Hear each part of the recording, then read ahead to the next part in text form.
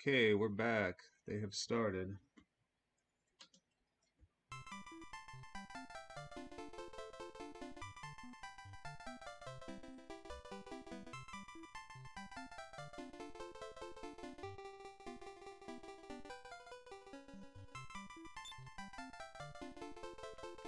Log 2.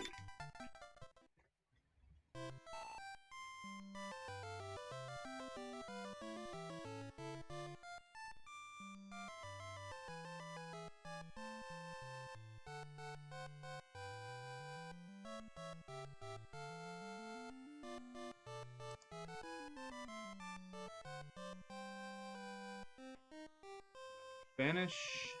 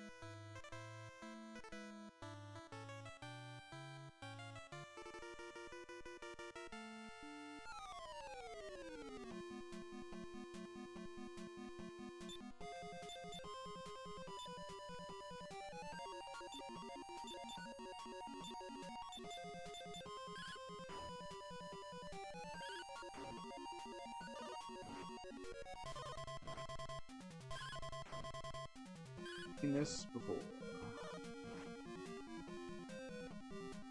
Ba4. Okay.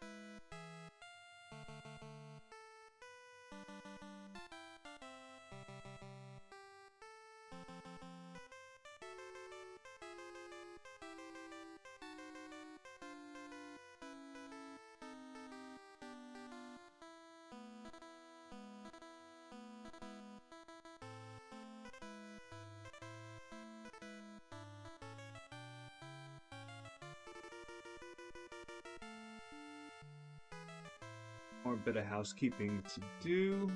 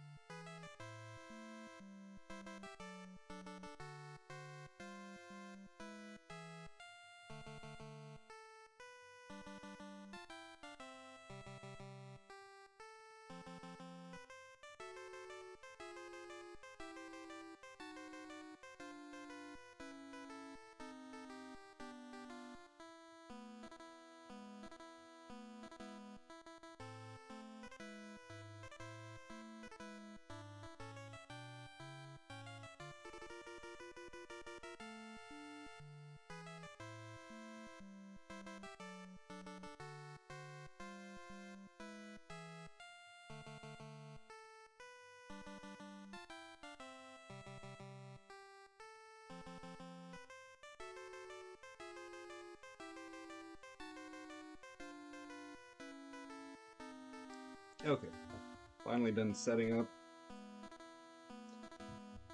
I find it much easier to set up for something at 4:30 p.m. local time than 4:30 a.m. But finally up. Ready to go. Okay, so we have a Spanish. We've got what, an A4.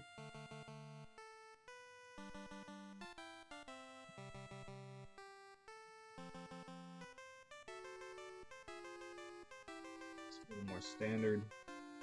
Today, no gambit yet, huh? It's been pretty sharp play.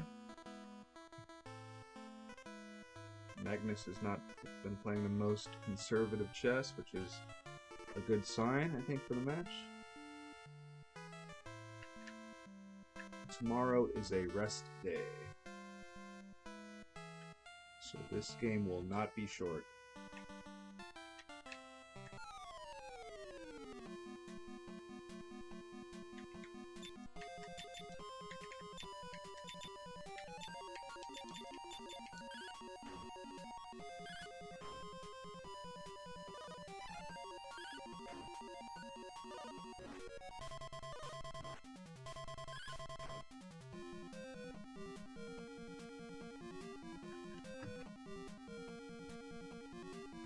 For the student at home, in a Spanish, what white is trying to do you see their main pawn chain? They've got c2, d3, e4.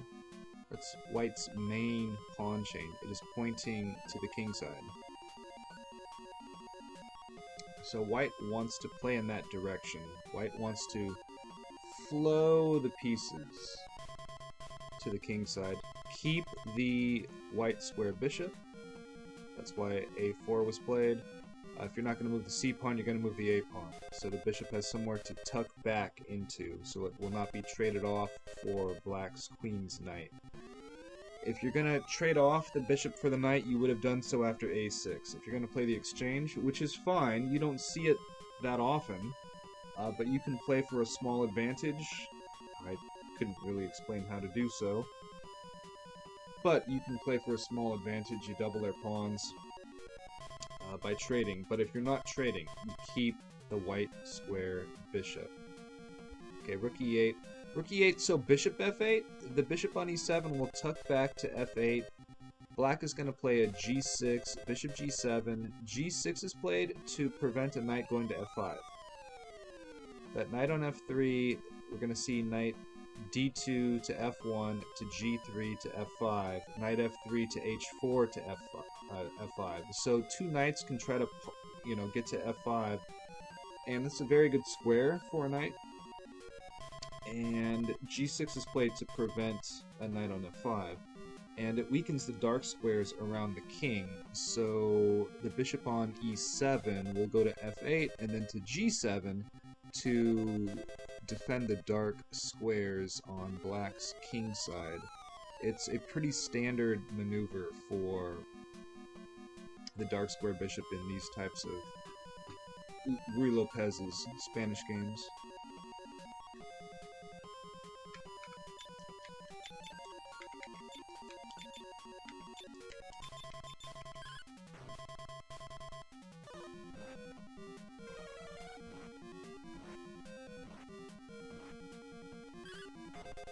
Black, if you're playing a Spanish with the black pieces and you play a position like this, you've got, e5 is your first move, and you play b5. What do? Well, hold those two pawns, those squares. Hold e5 and hold b5. Just start there, you'll be alright. It's a very quick way to approach the Spanish with black bits.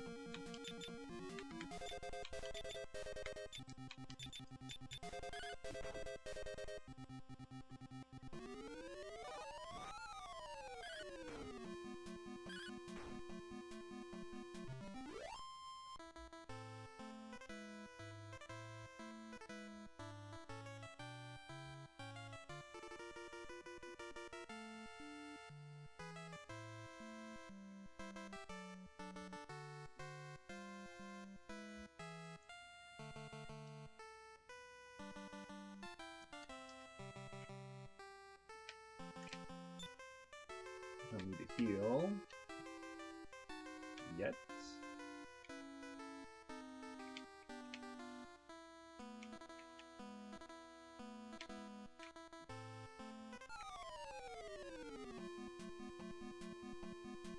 Flying spatula.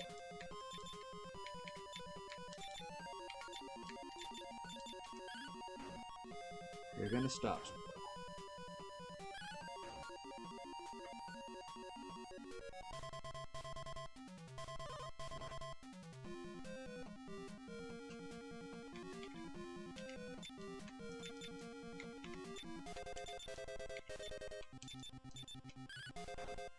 So note how black is going to have the bishop going from e7 to f8 to g7 with the knight on f6. The black king is going to have two good minor pieces defending it, which is ideal. You want two good pieces guarding your king. Two good minor pieces. You don't want just pawns. The queen doesn't want to guard anything. How is the rook going to defend on the back rank? So have two good minor pieces defending your king if you want it to be very safe. Even though white's pieces are going to flow to the king side, because that's where the space is, black is going to be able to defend with proper play. If they don't have those two minor pieces, white is just going to, well, I don't know what black is doing, but the king will have no defense from in front.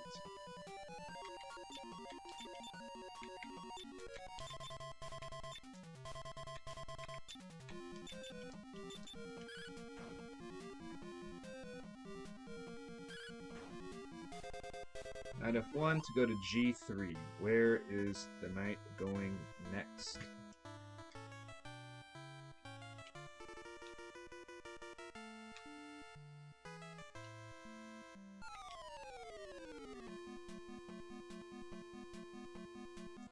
3 Nev will fight. This may get chaotic.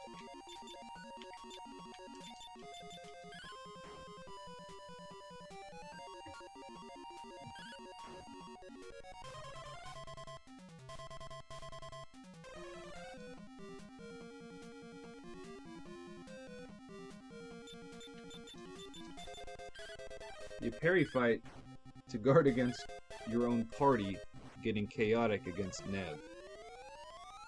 Parry fight was in the manual, so I'm doing it in this adventure log. Yes.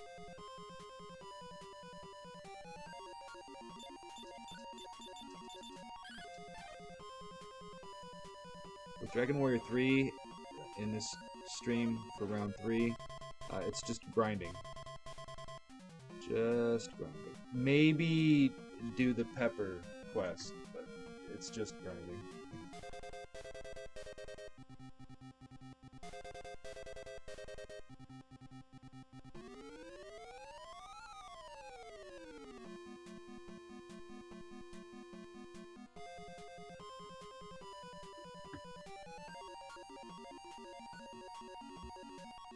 H6.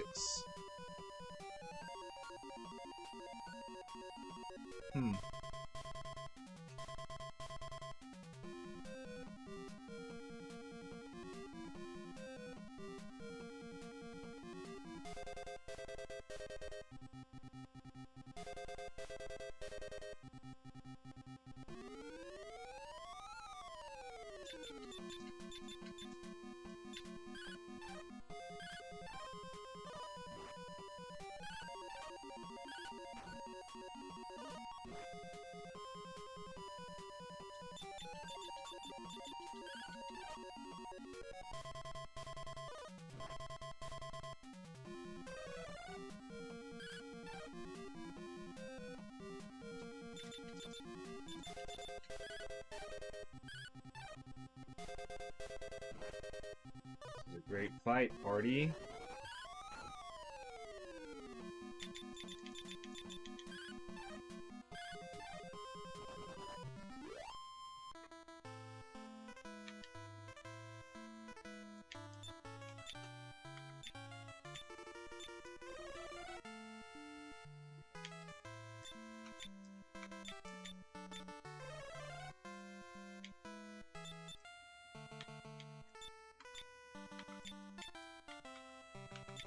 Gotcha.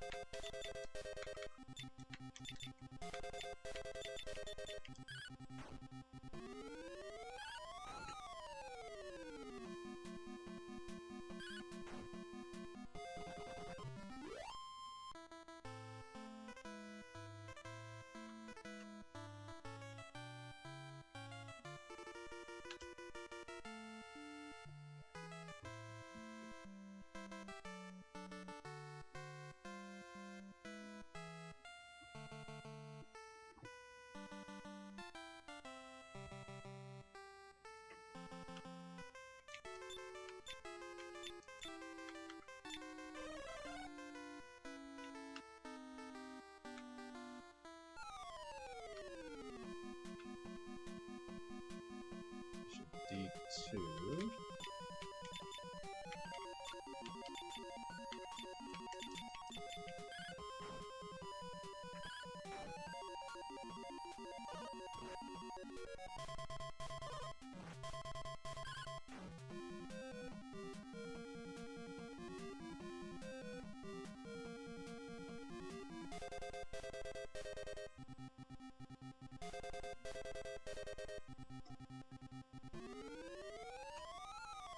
Be a little different if white gets a lead in development in the Spanish. Typically black does.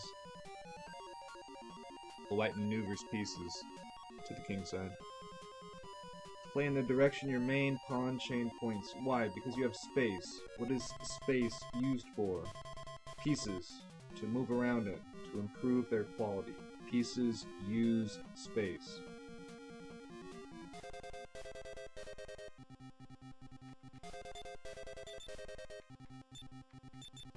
Space. Squares.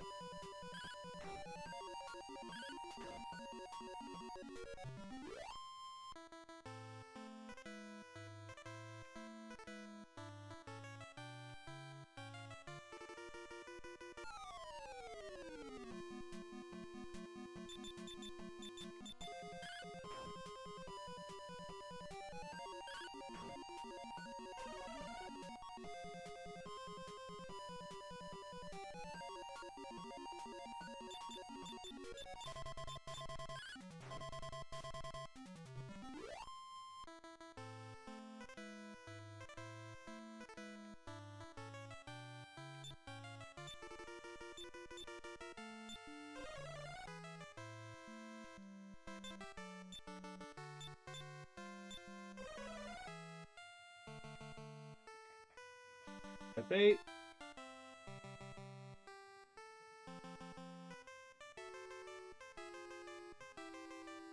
It's been the tamest of the games thus far. So 2 good minor pieces guarding Magnus's king. Jan plays knight e3 instead of g3. Sure.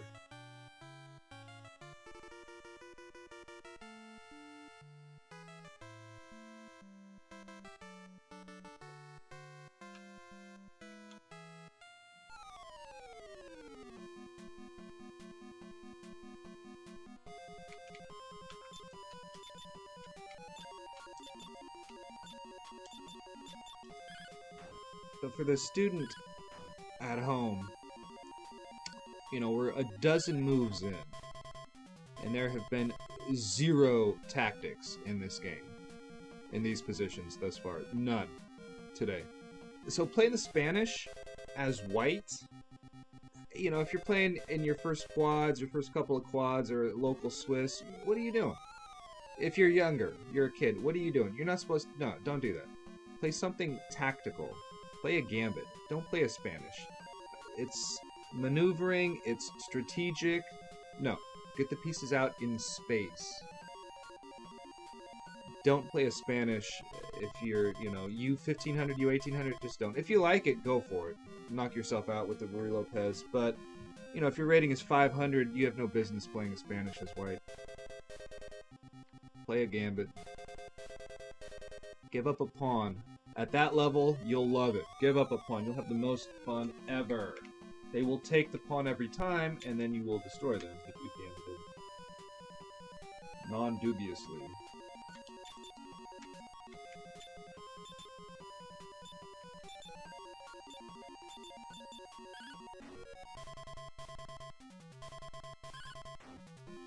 Okay, so we may see a c5. Sometimes that knight will go back to b8 and then c5, and it'll go back to, you know, it'll reroute to d7. Where is that knight going next?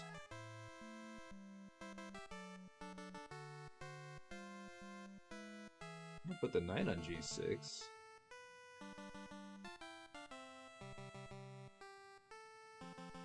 c4.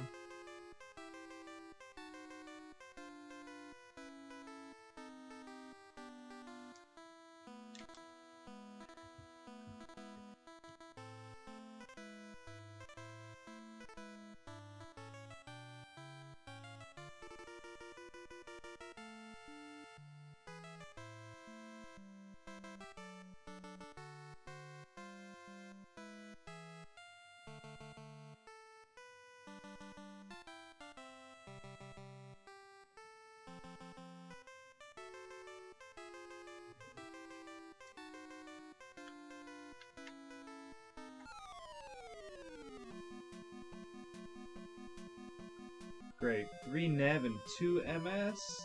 Ooh. Wow. How do I do this? Take out the Nev first.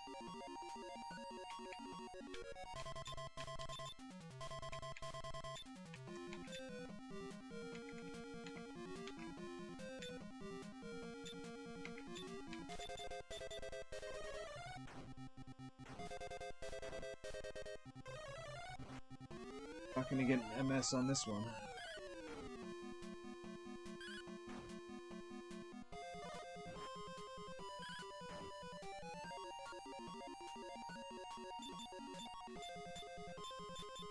Sure, the Nev is dead.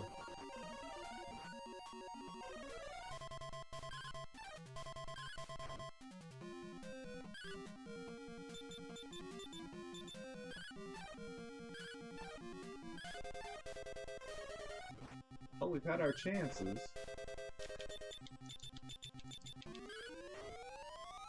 Wow. Okay, call that lucky.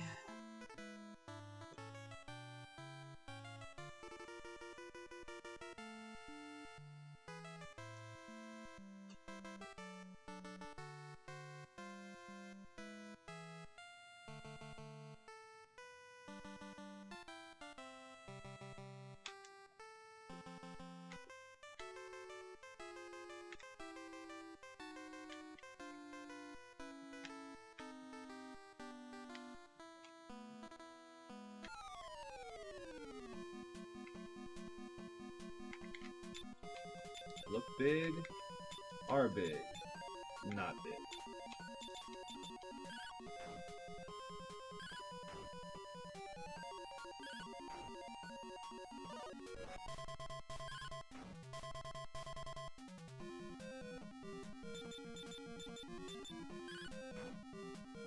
Yeah, knight takes.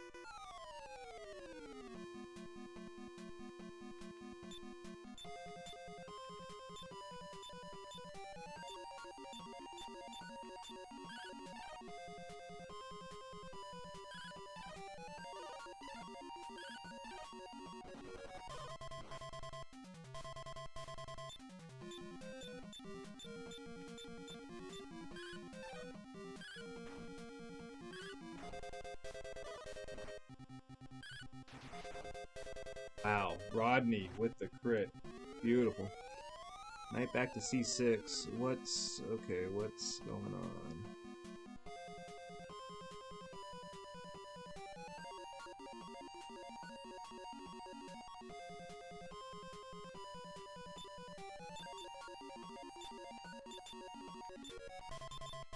Grind in DW3 thus far, 2 MS.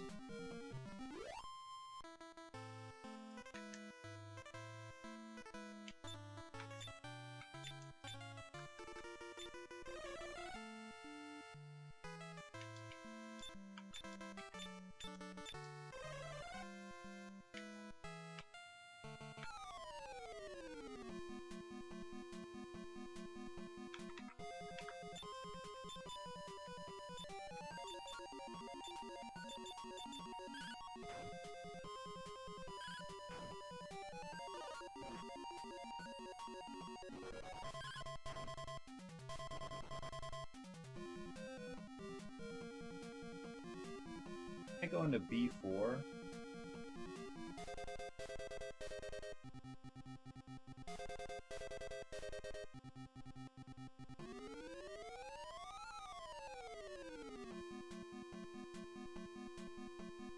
New position for me. Knight back to c6. What's... Knight b4 to be annoying?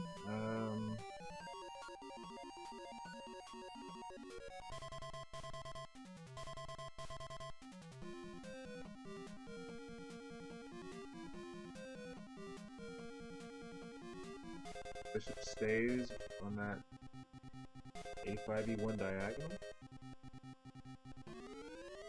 to prevent knight b4?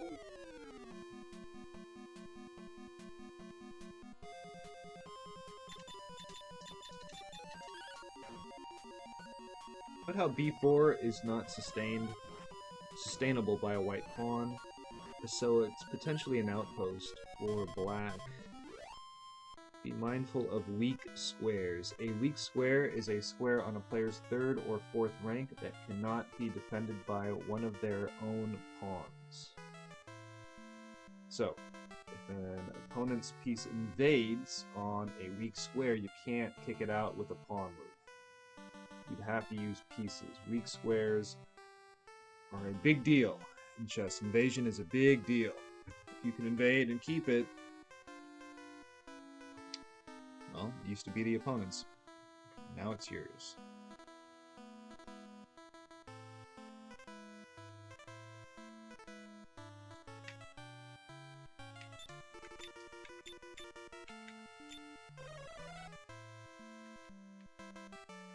Heal. One more fight.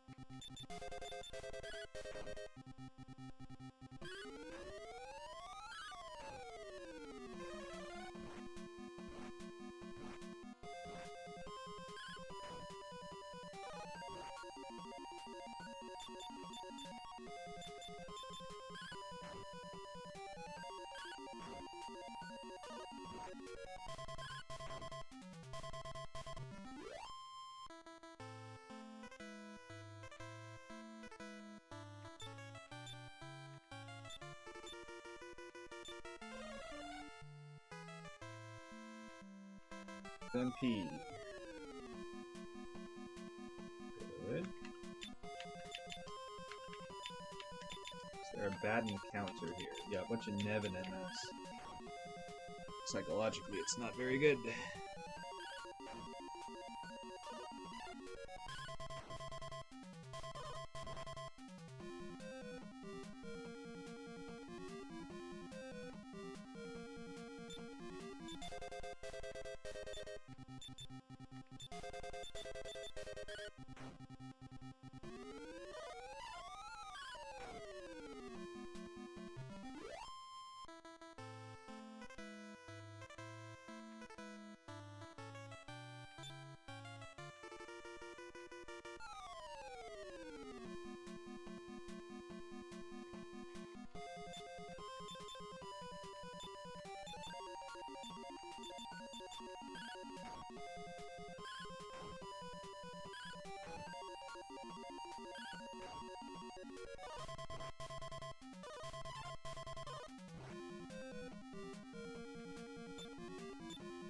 Play this correctly, use the hero, take out the Nev.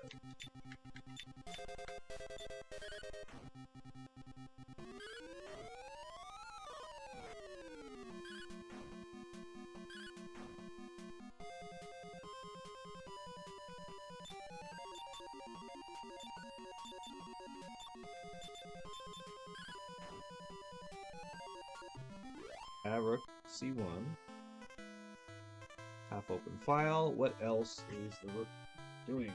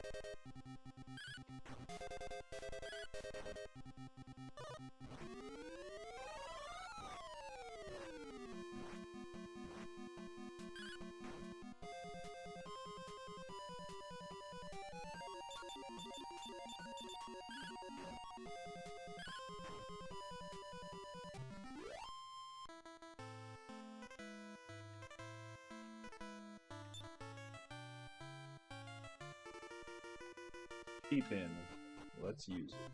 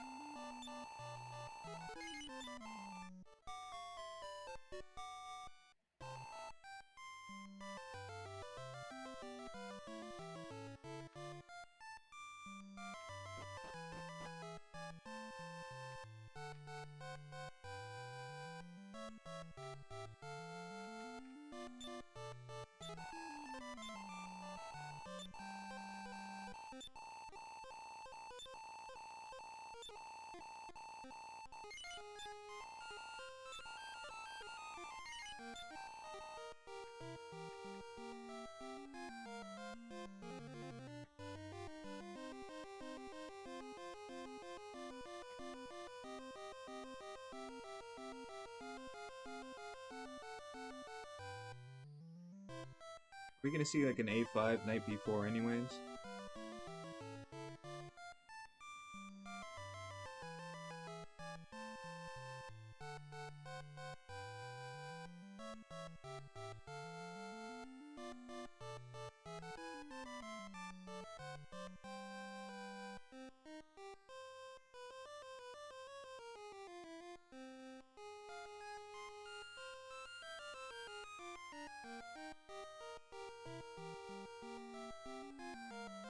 The knight E3 taking on C4.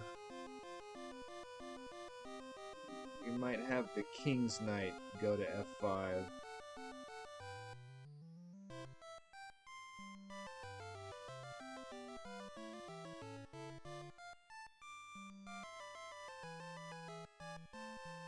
Note how if just magic the knight on F3 to F5. If the bishop was not on F8 and the bishop was not on D2, just look at the pawn structure. Pawn F7, pawn G7, pawn H6 in relation to the knight on F5. If black were to play G6 then, after the knight was already on F5, the knight would take on H6. So you can't allow it to get to F5 in the first place.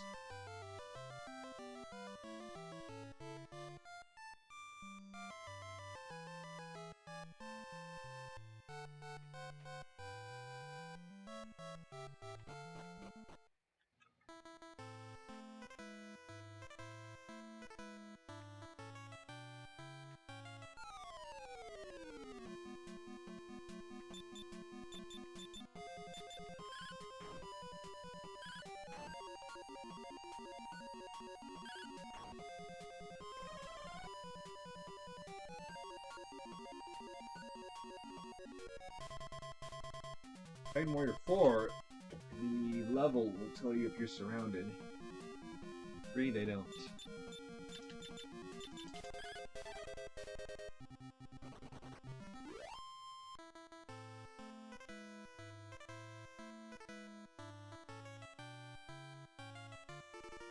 Glitch with the sound. I don't know why that happens.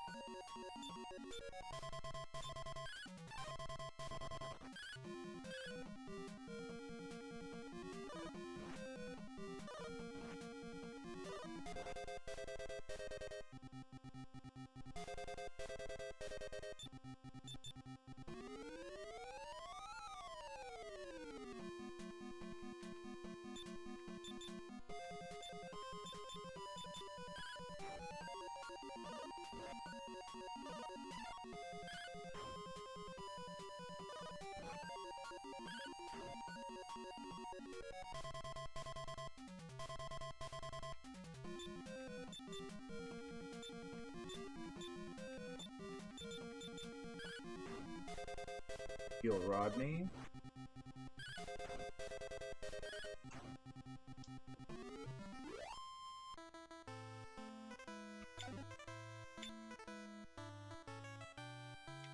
Leather shield. Don't need it.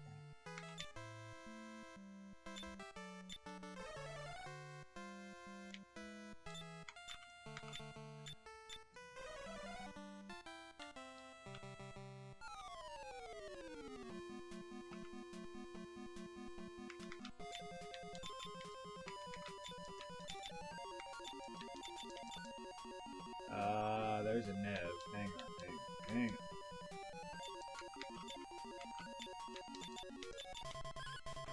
Let's do that instead. Oh, Bill, come on. That backfired tremendously.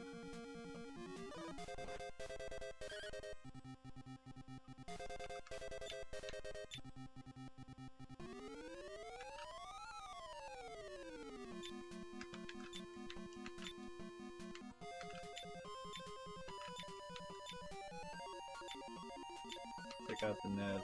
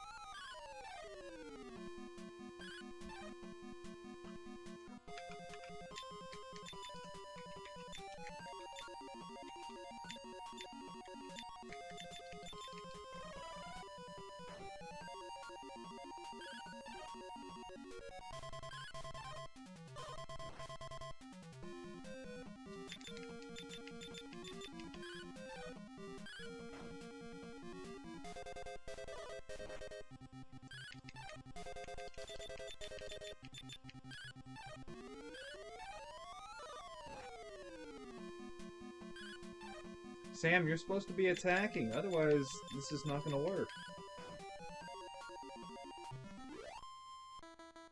Yeah, okay, A5. So the knight is going to go into B4. And then... what's black do about their C pawn?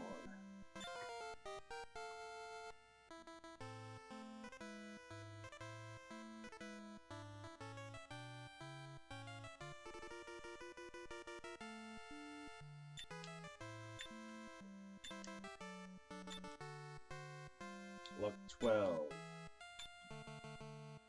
10 HP for Groucho. Nice.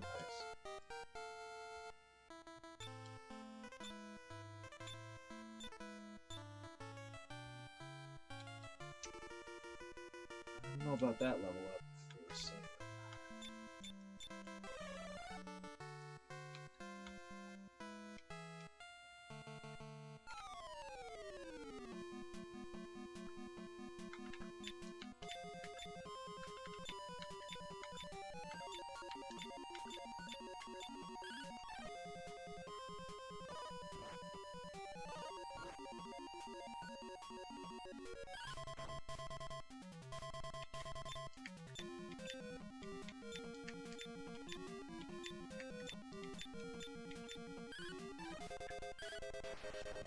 Sam! Love you. Alright, so for the student at home watching this, just on numbers, percentages, look at what we've had thus far in the World Championship. This is our third game. We've had 2 Spanish games. The other was a Queen's Gambit. Those are 2 of the big 4 right there. So in terms of openings, you're going to play a Spanish with white or black. I know I rag on the Spanish a lot, but you're going to play it, assuming you do play e4 or e5 against e4. You're going to be in the Spanish positions at some point. I'm not saying do it when you're u1500, but you will do it. You will do it at some point. A Queen's Gambit, another one of the big 4. Sicilian and the King's Indian attack or defense. You're going to play those for a long time, extensively, to get exposed to everything the opening can present you in chess. So we've seen 2 Spanish, a Queen's Gambit, and we've seen both games with rook endings. Now, the first game we had double rooks, minor, a knight, and yesterday it was a single rook ending after the queens came off the board. But based on the numbers, once again, percentages, student at home, your games, 3/4 of them, are going to come down to pawn endings and rook endings. Period. Maybe not when you start playing in your first quads, because, you win all 3 games, your rating is 900. Woo! No. When you get more established, when games aren't over on move 7, you're going to get to those endings. By the numbers. Check out your own games. Do the research on your own games. Look at your games online that you play. Break them down.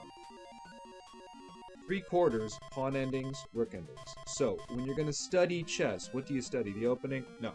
That comes later. When you're playing in the open section, you work on your opening. Expert section, you work on your opening. Quads, Swiss, you never work on the opening. Never. You'll go over opening principles, ideas, don't do this, don't do that. Yes. Will you study openings? No. It is a tremendous waste of time.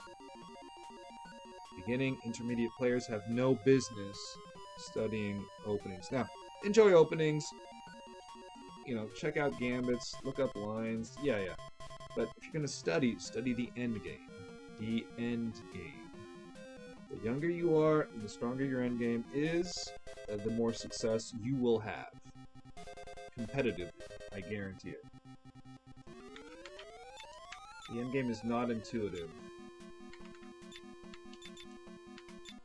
that information will help you in all other phases of the game. You're getting answers to a test you know you're going to have at some point. You will see those exact endgame positions, patterns, ideas again and again and again. So get that, incorporate that into your game. You can't neglect the endgame. I mean, you play it, what if you're, yesterday, Magnus works for 4 hours up a pawn. What if Jan couldn't hold? You play for 4, 5, 6 hours, and you have a draw, but you don't know that you have one and you lose. You waste all that effort just because you don't know the endgame. Study the endgame. And it's not the jazziest read, an endgame manual, an endgame book, no. So, where do you start? Well, if you're younger, if you're in elementary school, you go with Pandolfini's endgame course, start there. Silman's endgame course, I'm not, nah, I don't like it that much. Once you've done Pandolfini's, you're gonna want to make a jump.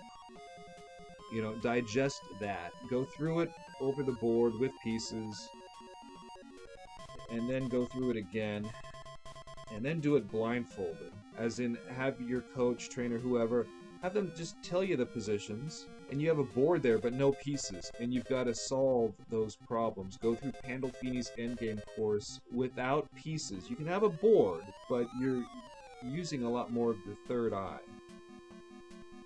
You're going to use visualization and still work on your endgame. And you've already seen the positions before. You've gone through the book twice, maybe just once. But do that, and you're no 1500, that's for sure. You're much stronger than the average 1500. And then, Karsten Mueller, Dvoretsky, try one of those. But you'll want a technical endgame manual with very good practical examples and explanations. I would go with, well, it depends on, if you like Dvoretsky's layout. Personally, I don't like the way they present it. I don't know, it's probably not his call, but I don't know who came up with that format for at least the books of his that I've seen. I didn't like it. I like just a straightforward, just printed in the same color. I don't need multiple different color fonts to tell me this and that, and no, just write the book. Is it the Karsten Mueller's at the Endgame Encyclopedia?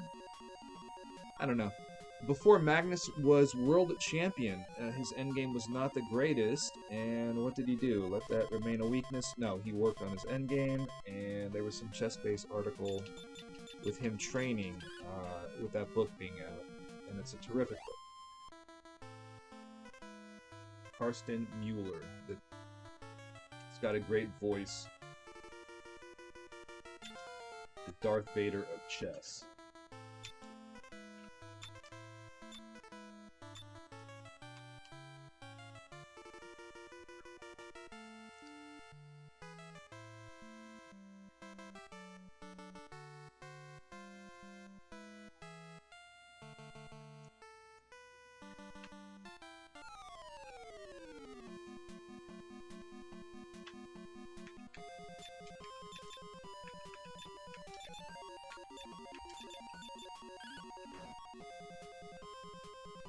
If you want more numbers, more percentage reasons to study pawn endings and rook endings, the rooks start in the corners. And most of you students, you know this, you've heard me complain about this for years, most of you don't use your rooks that, well as you might often be able to do. So your rooks are on the board longer than other pieces because they don't come out so quickly. And you have 2 of them. And you get 8 pawns. So by the numbers, you're probably having a rook or 2 on the board for quite some time. And the same with pawns. So by the numbers, once again, you're going to have pawn endings and rook endings.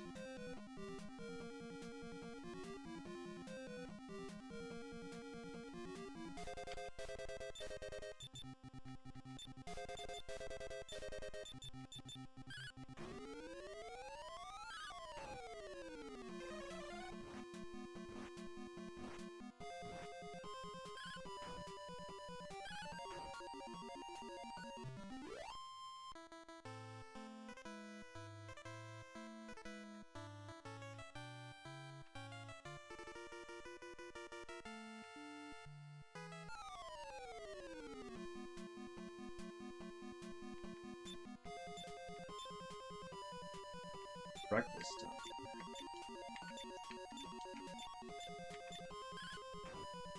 Speaking of breakfast, if you're playing a chess game at 4:30 in the morning,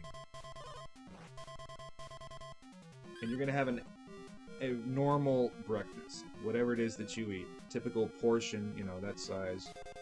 What time do you eat breakfast? Well, I would finish, if it's a normal breakfast, not a smaller breakfast, a normal breakfast, I would finish by 2:30 to play it safe. 2 hours ahead of time. I wouldn't eat a normal-sized breakfast.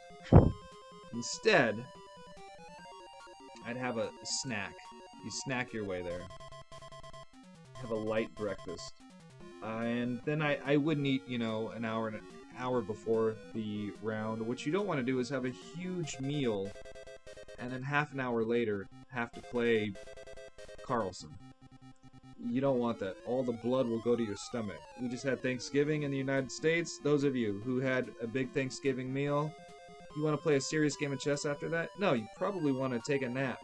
Lay on the couch. You're not going to want to think and have to focus and concentrate for an extended period of time. The blood is not going to your head, it's going to your stomach.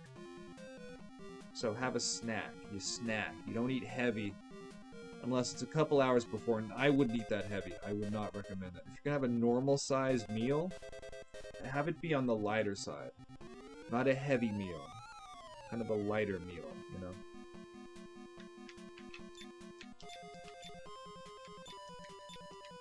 In a tournament like this, you know, this is a 14-round match.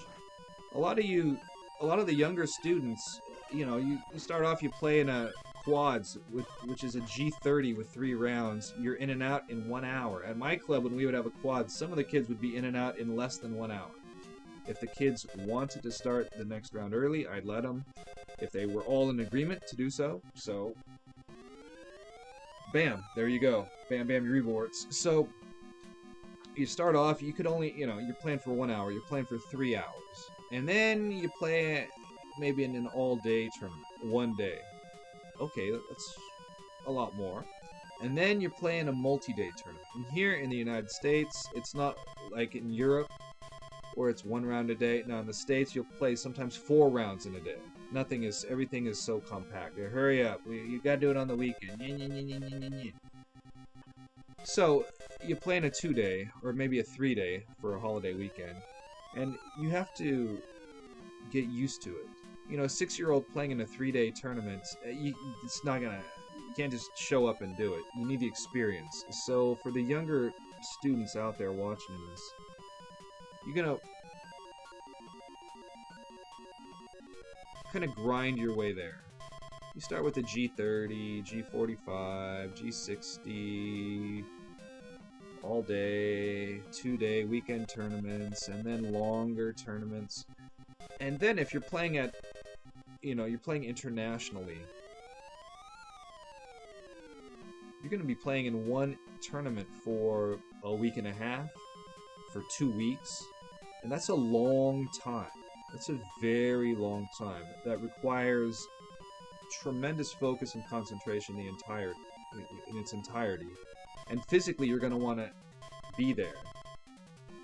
So with these, you know, frequently with some of these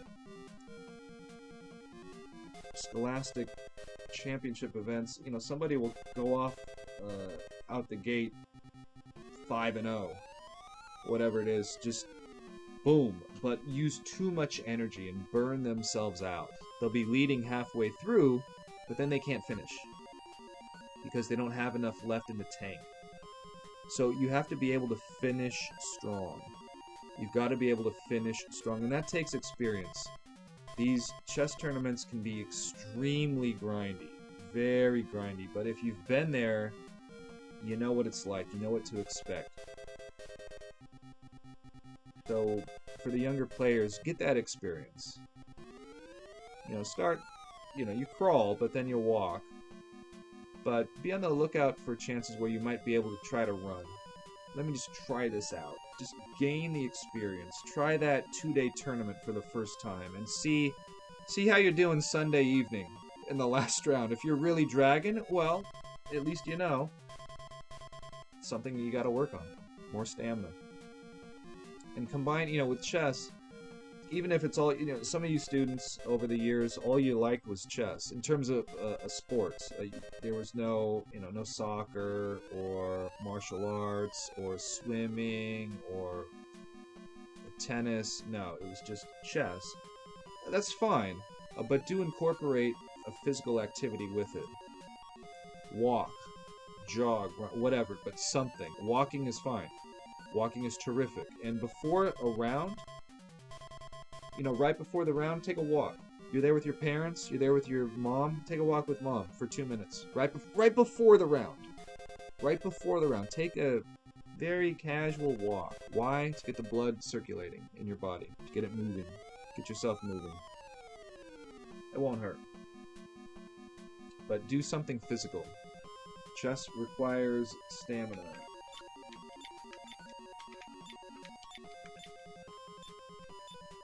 Bring, snacks, liquids. Don't have your meal. Don't have a full lunch over the board. But if you like, a little whatever it is, a little chocolate, go ahead. A little snack here, a juice, a water. Have a backup, and bring a sweatshirt to a chess tournament. Bring a jacket. They can be cold. A chess tournament can be in a hotel. Can be very drafty. Bring a jacket or a sweatshirt in case it's cold. Bring a clock, bring a set. Bring your own notation sheets, writing implements, so that way you don't have to leech off of theirs. What if they don't have any? Go prepared. And don't show up late. Get there early. Do not show up late.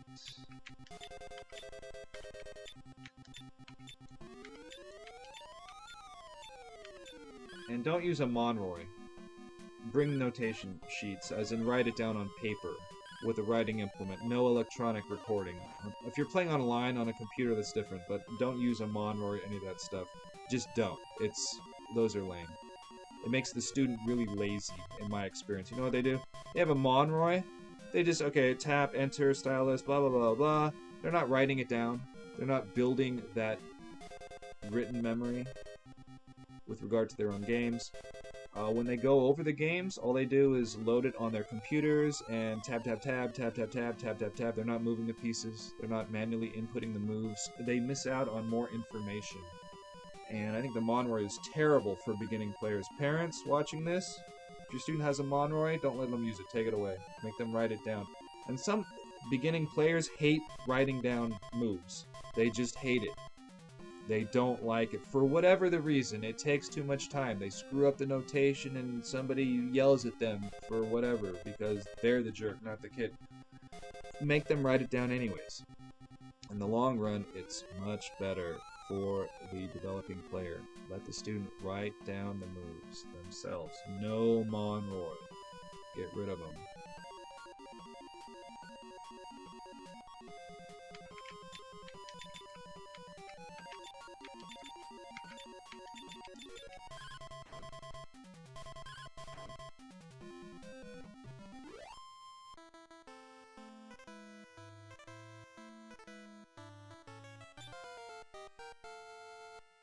Look at that mess. Wow.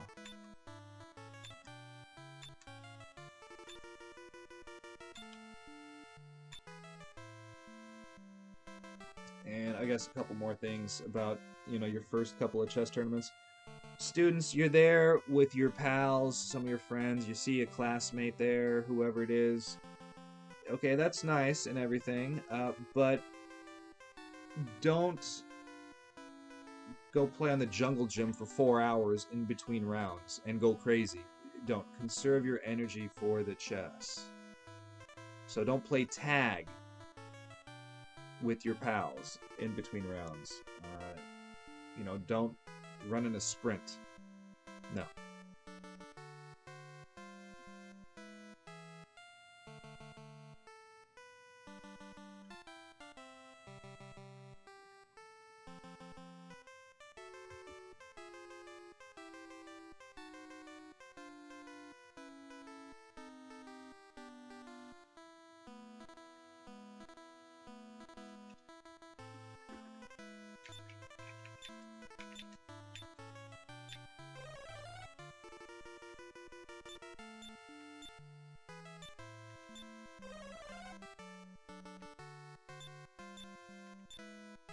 Hero does not get heal more until level 29 in this game.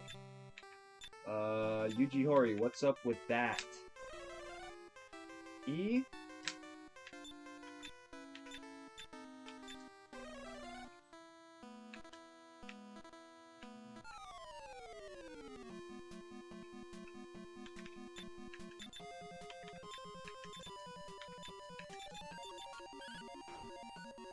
I guess one last point about, you know, a player's first chess tournament.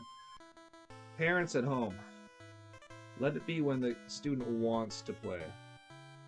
When they want to play. You can float the idea, sure, but don't ever make a kid play in a chess tournament they don't want to play in. Ever. Don't do it. It has to be by choice. That's very important. Don't make chess work. Keep it fun. If the student wants to play, it's always a good time. Doesn't mean they're going to play well, but they're choosing to do so. And make sure the student is using, you know, going to be in a section with an appropriate time control. That's important too. You don't want to play in an event with a lousy time control for your style. You know, I'm going to sign up for a Blitz tournament, but you don't like Blitz. Well, don't sign up for the Blitz tournament. Be choosy. There are a zillion tournaments. You can play in almost any time control you want.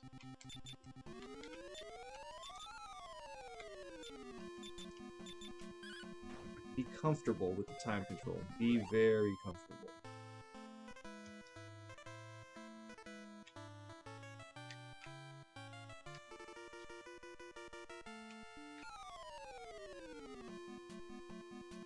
Okay, we have to take out the Nev.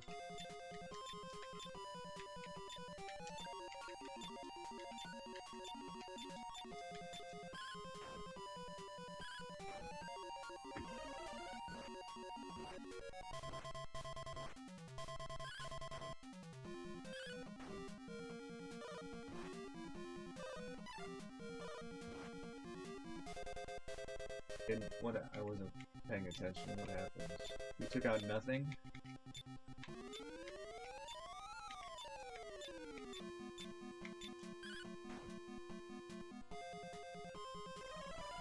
Bill needs to one-shot kill the Nev every time, Bill.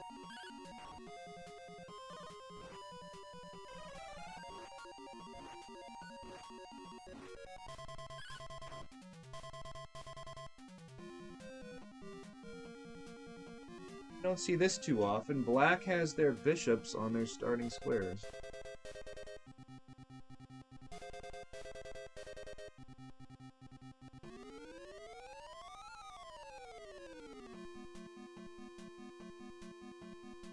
In the middle game.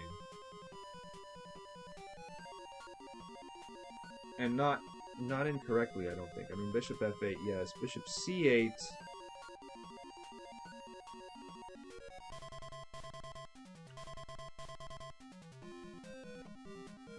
Well, I mean, you don't want a bishop on a half-open file, right?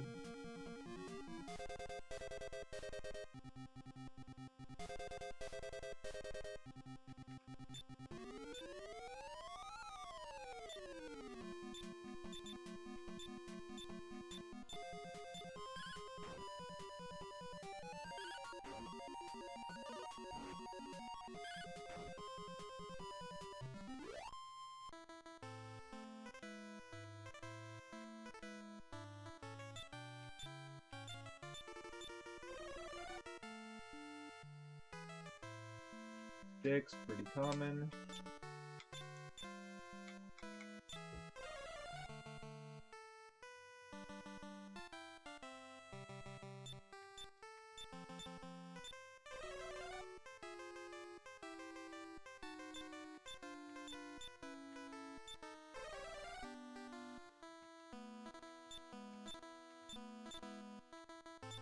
Or heal.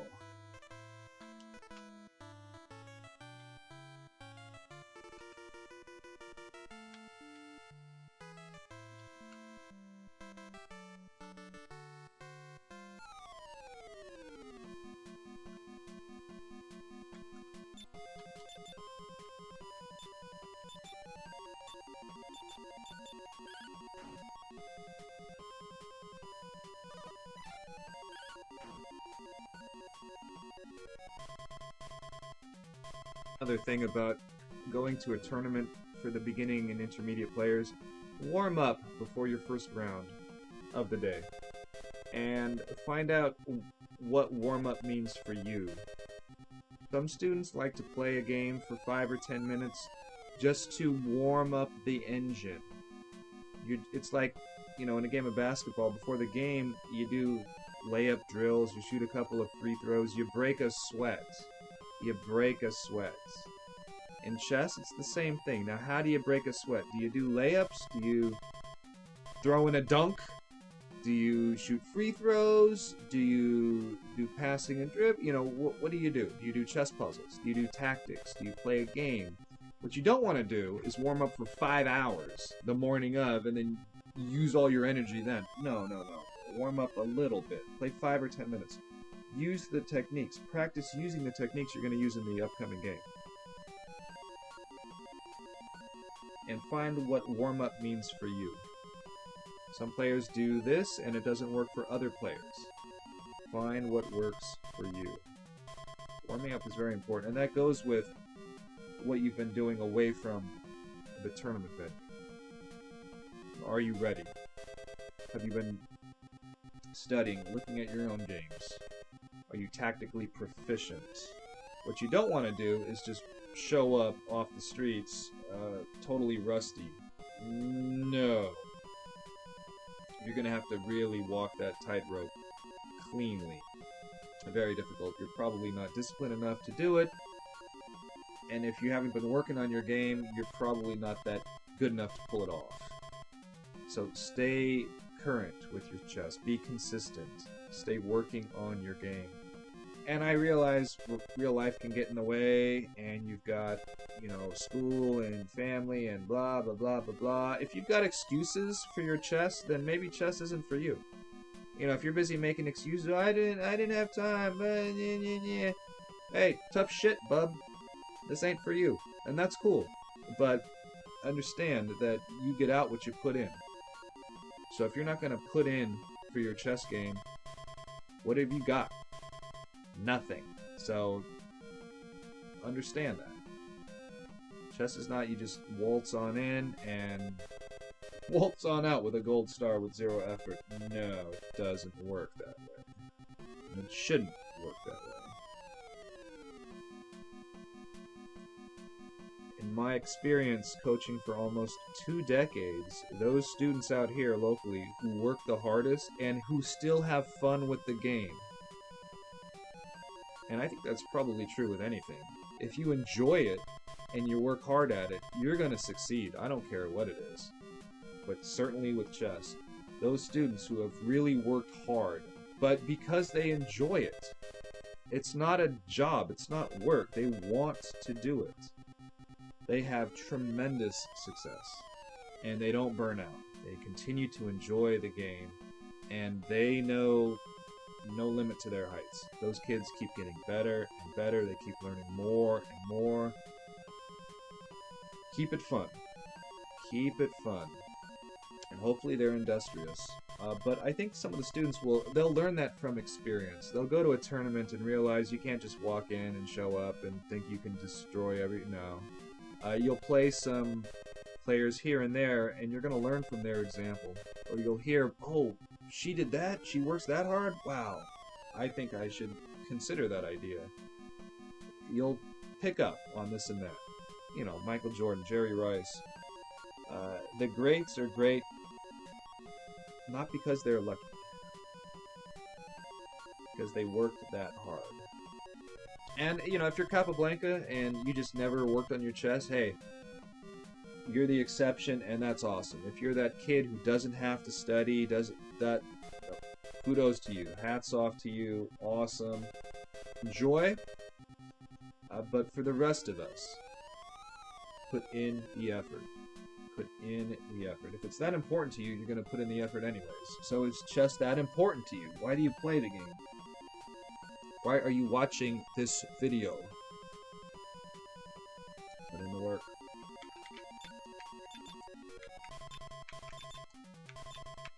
And there's no rush.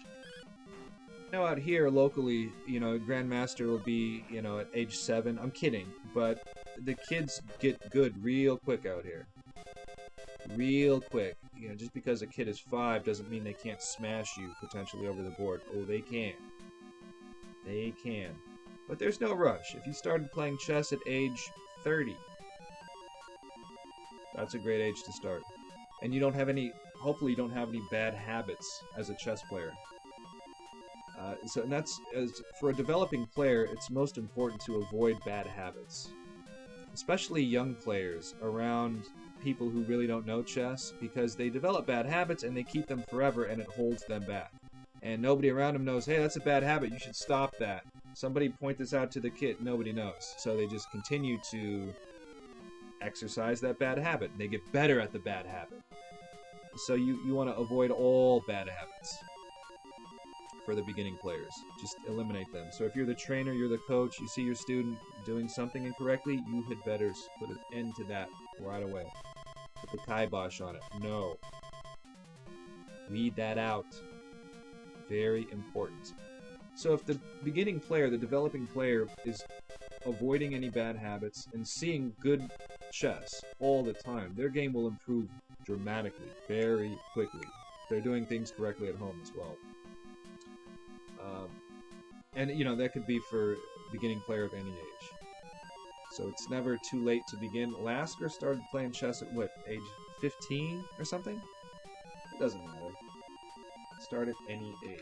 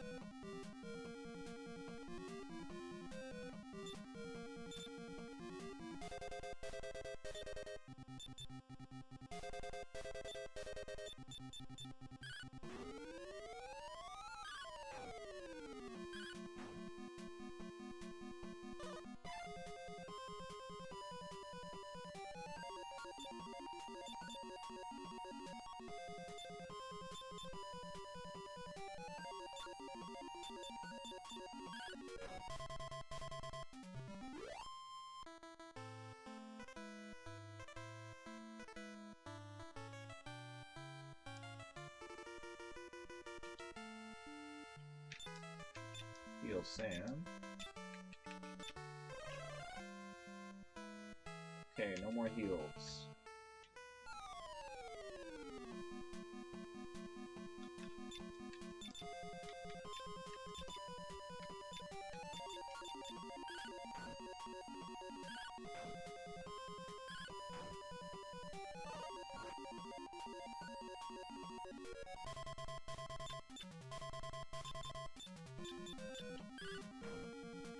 Ripperoni.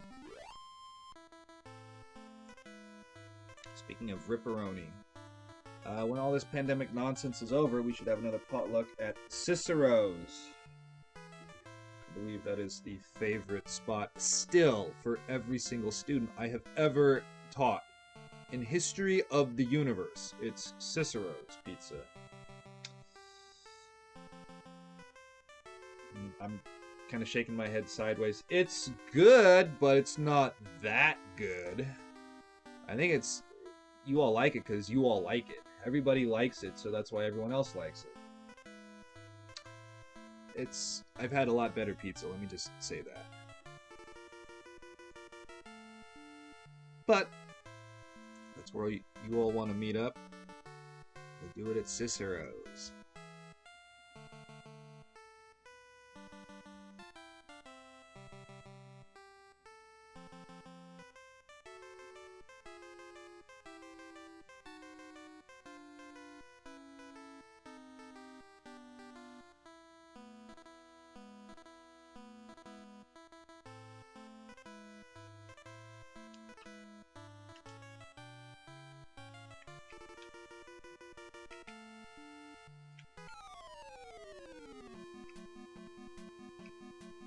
We had a potluck, this is about 10 years ago, at the club, and everybody brings a plate that they would eat at home, a dish, you know.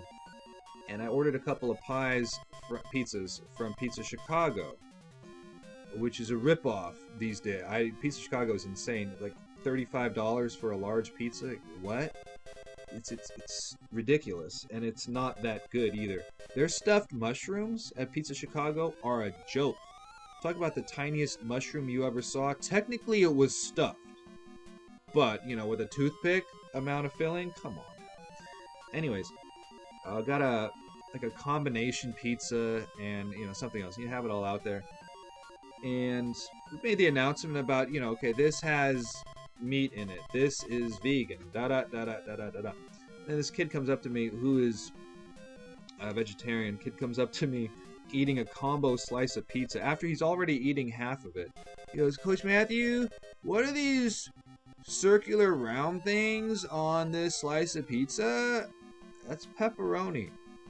"What is that?" "It's meat." "What?" So, know the ingredients before you eat it. Oh, it's a good potluck.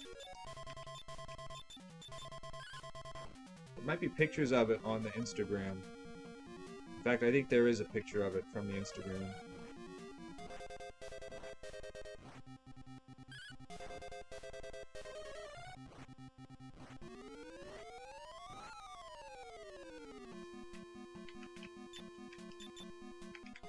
I don't think I can do anything about that audio pop right now. I wouldn't know what to do, to be honest. And I'll probably end up getting a mic for this. I'm using the laptop mic, but it's...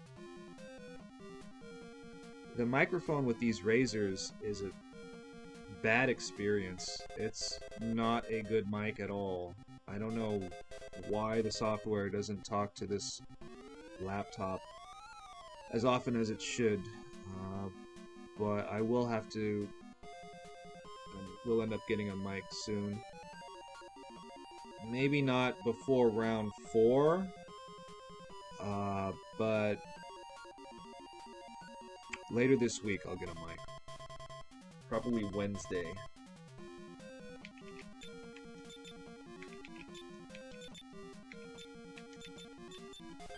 Well, Wednesday, Thursday, or Friday. It would be one of those days.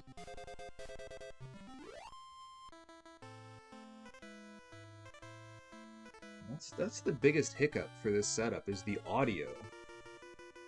I am a complete newbie to this streamo stuffo, and the audio is buggo sometimes.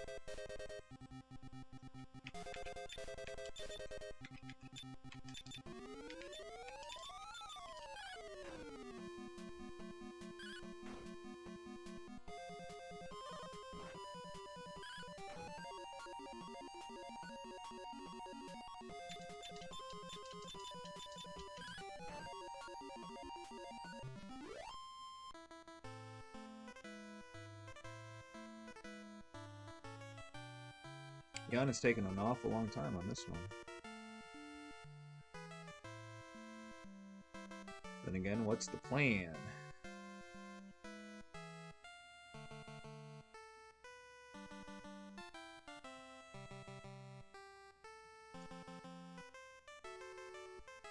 Well, I think generally speaking, you still want to play on the king side.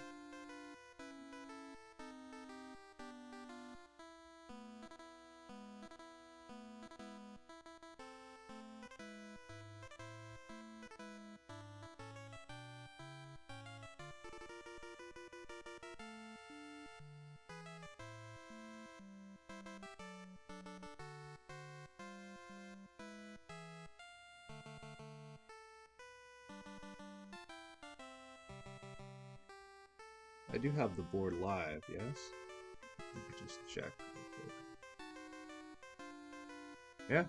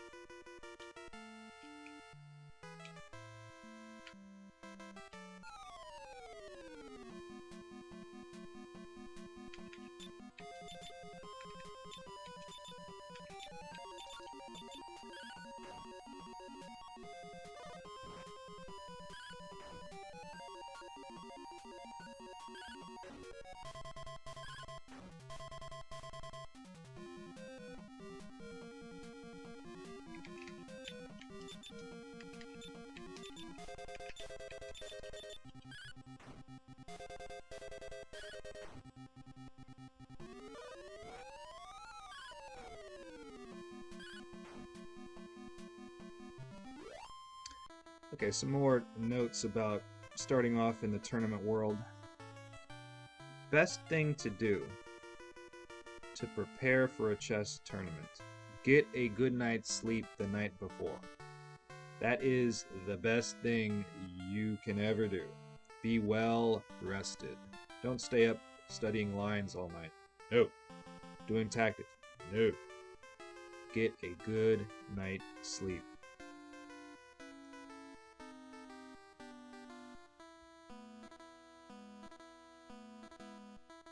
When you start in the tournament world, don't play up. Just play in whatever the section is. You start off with the quads or the Swiss. And, think about what your goals are, what the students' goals are, before you start picking and choosing where you're going to play, how often you're going to play, if you're going to play up. And a lot of the kids locally are really gung-ho. They want the challenge. They're very capable. They're very strong. So play up within reason. If you're 1800 and you play in the open section, it depends how many, if there's only 3 sections, maybe. But don't play up 400 or 500 points. Keep it within reason. It depends on the field and the organizer. Okay, fine. But don't be ridiculous with playing up. Don't play up 2 sections. Just play up a section, and that's fine. Is it disrespectful to play up?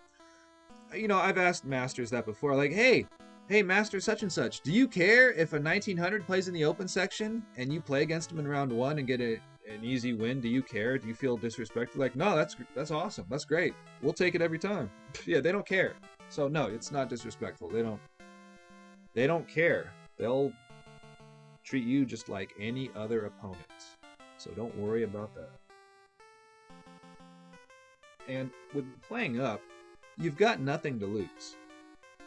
You know, say your rating is 1100, you're playing U1500.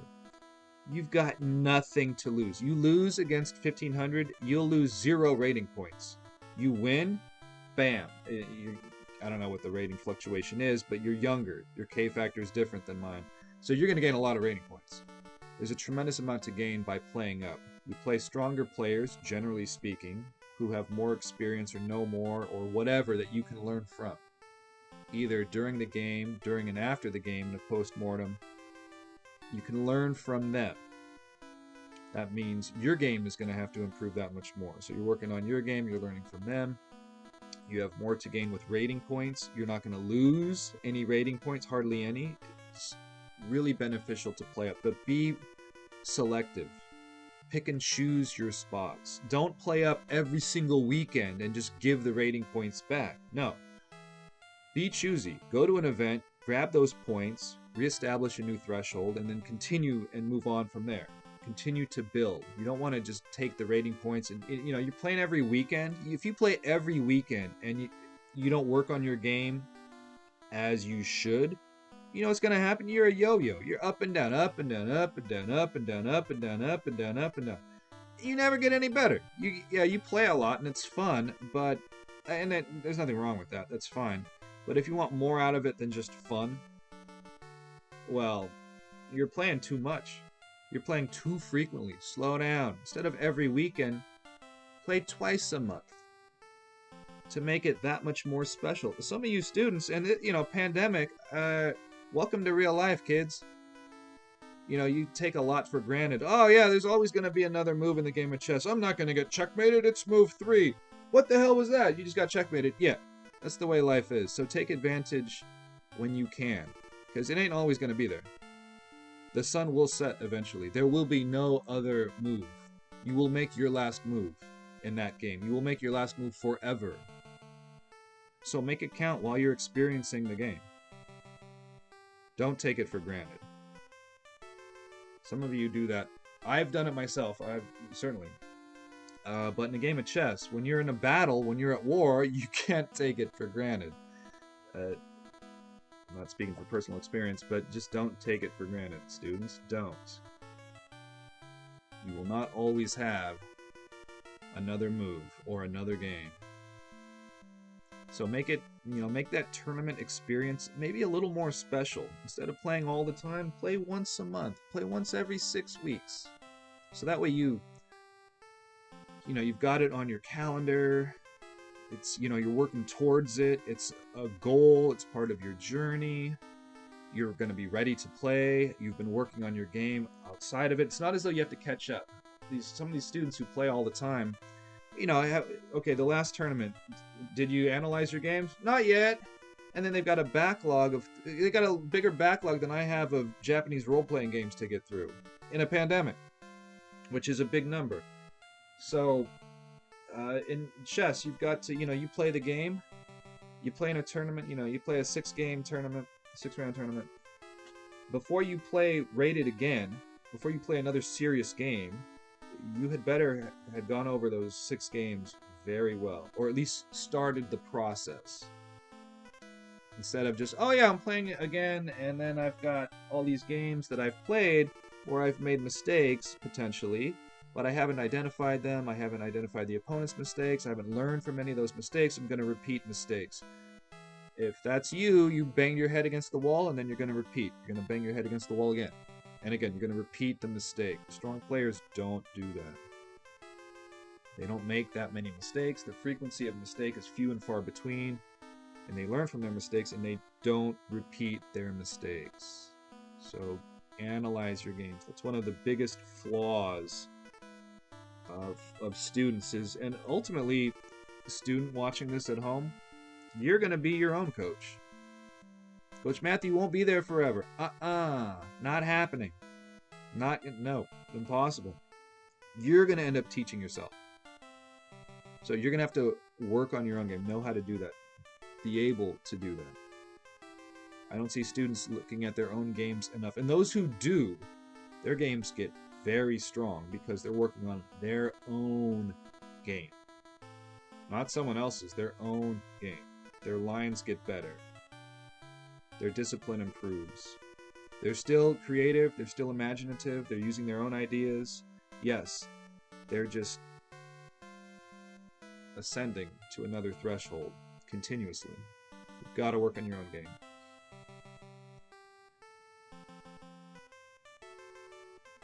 And be up to date, be current with your own game. Stay at the end. Stay at the end. Take out the Nev Bill. Help them out. Good.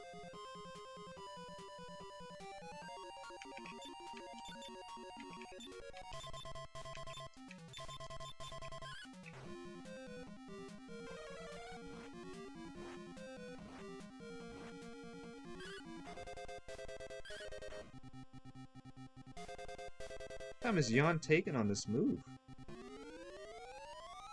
It's at least 20 minutes, right?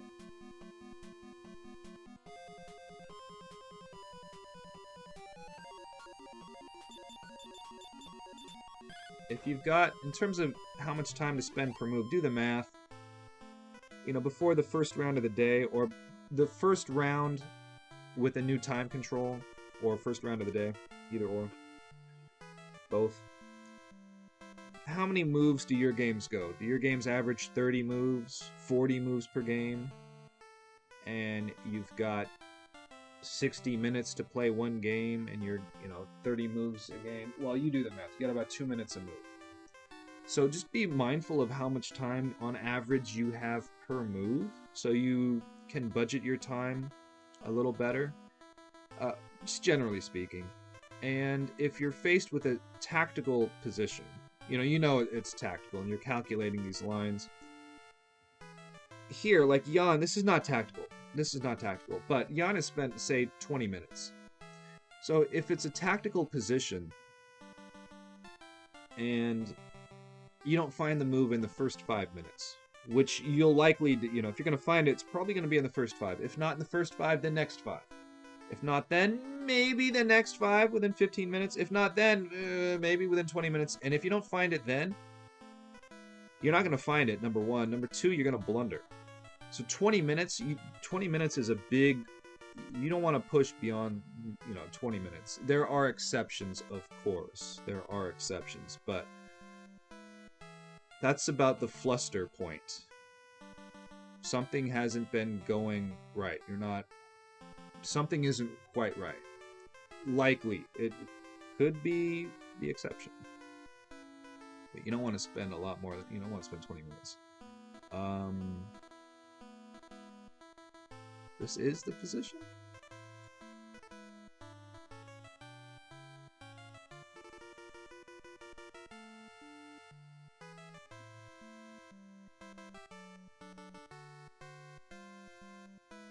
Yeah, we're live.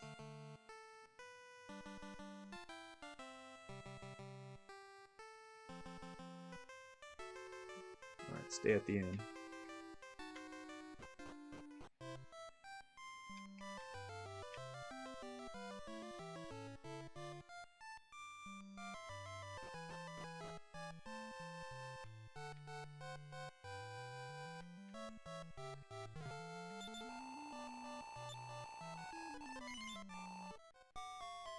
The thing about tournament play is traveling. And when you start playing in tournaments, you're going to be playing locally, so you'll sleep in your own bed, no problem. But traveling in chess, you want to make sure that you get there without any stress. So leave a day early, you know, that kind of thing. Say the tournament starts on a Friday. Do you want your plane to arrive on Thursday? No. No. What if there's a situation at the airport? You know, what if there's a delay at the airport? What if there's inclement weather? What if? Do you really want that pressure before you're even there? Traveling? No. Leave a day ahead of time. Know how to travel. And bring, you know, a Carlsen, they're in Dubai for not the last World Championship, I think the prior, no, not against Karyakin. Magnus will have like his family there cooking Norwegian food when they're not in Norway. You know, he'll kind of bring his own food with him, that kind of thing. So be mindful of that. If you're traveling, and you know you're going to the other side, you know, the other coast, you're going to another country, you might want to be able to eat what you're used to eating. Their cuisine there might not agree with you. Maybe they don't have suitable food that you know that clashes with your dietary input. Be prepared. Make sure that you're going to be able to eat. So leave early and make sure you handle the food. Bring somebody with you. That's, you know, somebody you can rely on. And Magnus will be there with his family. Bring a parent, somebody you can trust, who will be there for you for whatever it is that you need. Otherwise, you know, you're playing in a big tournament and you're doing all of this yourself. You want to focus on the chess.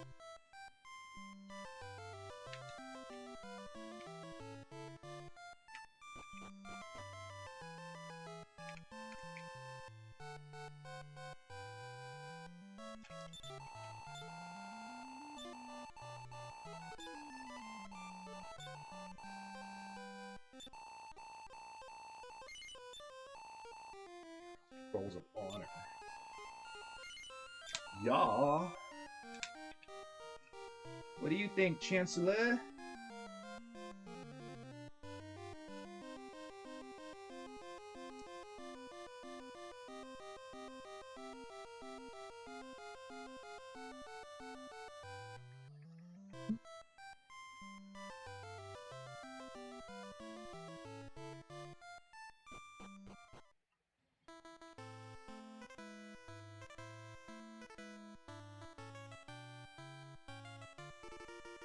More tournament bits. Play outside of tournaments, but play seriously outside of tournaments. You know, talking about playing up. Yeah, you're gonna play up, but you're gonna play in tournaments. You know, even if you're that ringer of a student, parents at home, you've got that kid who's really good at a very young age. At some point, you're going to play in an age level or a grade level. You're going to play with kids your own age when you won't be playing up. That kid of yours, that student, will be the highest rated in the section. So you're doing the opposite of playing up. You're playing down. And you haven't been doing that competitively, meaning in rated play. So how do you gain that experience? Well, that's when you go to your club. When we used to meet on Mondays, none of our club meetings were rated. Except maybe 1 or 2 meetings over a decade were rated. It was a blitz tournament once in a blue moon or something. The regular weekly meetings, the marathons, were never rated. Never. So the students would come and gain that experience of playing down. You know, you've got some student rated 1500. They're going to play against an 1100 of the same age, and you don't want to do that rated because you're taking a risk. You're not, if you don't win, you're dropping a lot of rating points. You could be playing somebody a lot stronger to learn that much more, so on and so forth. But you're going to have to gain that experience, and you don't want to risk. So what you do is you play unrated. You gain that experience unrated. So go to your local club and play in those competitive games, but not rated. But the student needs that experience. They have to be able to deliver the victory. When you've got to win, you've got to win. And when you can't lose, you can't lose. And you need to gain that experience. So that's where you go to your local chess club and you play unrated in a competitive environment.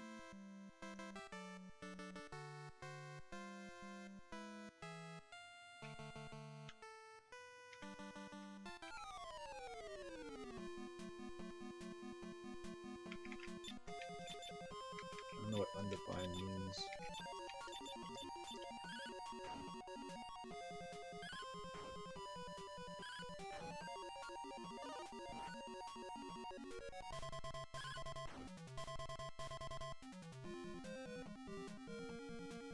How is a catula dancing? It's flying in the air and dancing. Can you do that? Can a bird fly in the air and dance at the same... Can you dance without being on the ground? That a... Can... What's the definition of dance? I guess you don't have to be on the ground, right? I think I've ever seen a flying thing dance.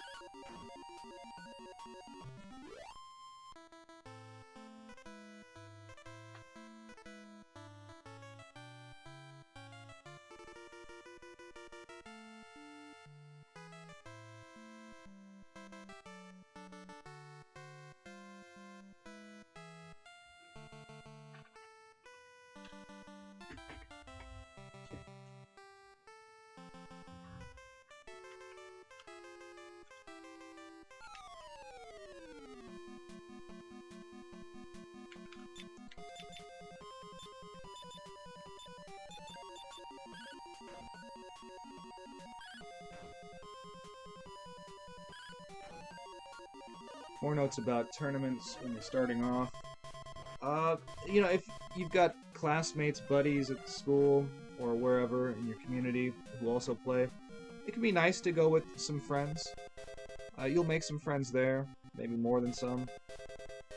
But if you're going by yourself, you know, it's not the you against the world mentality. You certainly don't want that. But if you go with, if you got some support there, that always helps. It helps for, you know, game analysis, just to pass the time, to be able to communicate, express whatever it is. It certainly does help. It certainly helps. And for game analysis, you're playing in a multi-day tournament. Say you're playing in a 3-day tournament. Do you stay up late on the first night analyzing the games you just played? No. Now you do want to look them over. If there were any issues, you want to identify them, yes. But what you want to do is be rested for the next day. You want to get ready for the next round. So focus more on that. You'll analyze the games in detail, in depth, after the tournament. Not necessarily during the tournament. Now I'm not talking about your trainers or coaches. No, you the player. You the player. Focus on playing. Preparing for playing, as in getting some rest.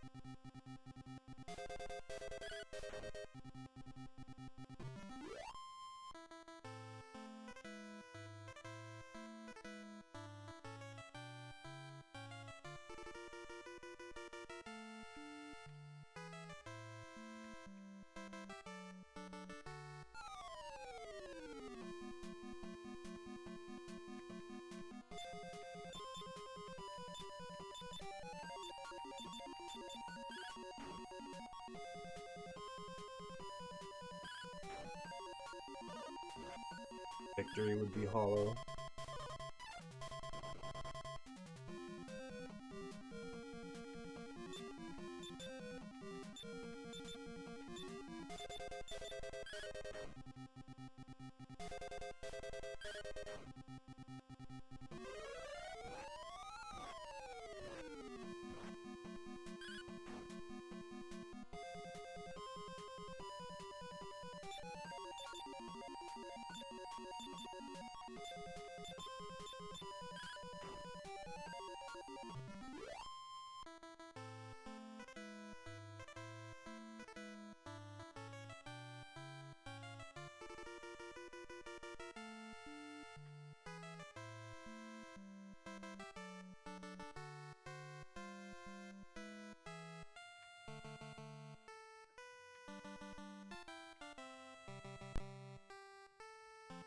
The clock time is not correct for white in this game.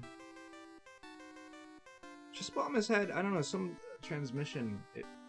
You know, I saw D3 as the first move today. I said, what? And then it went E4, E5, so... I don't know, sometimes clock times can be incorrect in the digital age. Oh, so one other thing too. Alright, for the beginning intermediate student who doesn't have a chess clock. Coach Matthew, I don't have a chess clock. Which one should I get? Okay, this is what you do. First of all, try out a bunch of clocks. Which one do you like? Get a clock that you like, that you know how to use. What you don't want to do is get a clock that is weird, that's hard to read, and it's terse. What you want is something that you're gonna be using it. You're gonna need to set your own times and blah blah blah blah blah. So have a clock that you actually enjoy using, that you like. I like Chronos, but use whatever you want. Sci-Tech, it doesn't matter. But have a clock that you enjoy using, that you're comfortable with. And maybe at the beginning the clock will be your opponent. Because you don't do... Coach Matthew says slow down all the time. He's old. He says slow, that's why he's old. No. But I do say slow down a lot, yes. But the clock will eventually not be an opponent. It is the 33rd piece, yes. It is part of the game, yes. But it will not be an opponent. It might seem that way starting off, where the clock is mean. But that comes with experience. You'll gain a familiarity with the clock. It will not always be a direct opponent. It's always going to be there, yes. But sometimes it can work for you. So have a clock that you like. And if you don't have a clock, and you're at a tournament, and they bring you a clock to use at your board, you can say, I don't want to use that clock. I have trouble reading that. I can't read this Fisher-Price goofy-looking clock. I want to... Give me another clock. Give me a classic analog digital chess clock. If it's something that you cannot make out the time of, you don't have to use it. Same with the chess set. Your opponent wants to play with some screwy collector's edition. You don't have to play with that. Play with a standard set. You don't want to be distracted by the pieces. You don't want to have to figure out what the hell you're looking at when you're playing rated. Just have a standard chess set.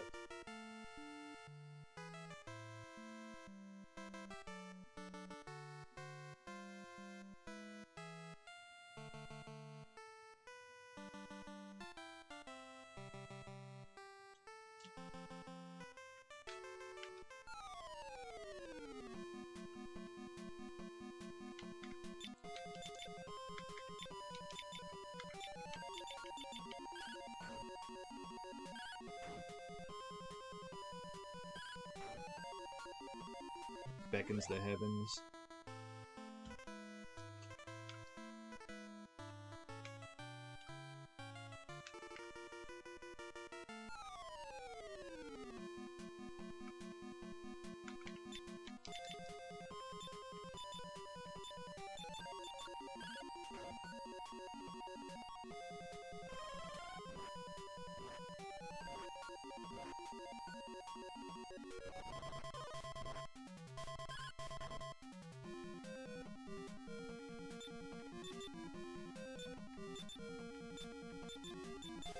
A couple other things about preparation for tournaments, tournament play and whatnot.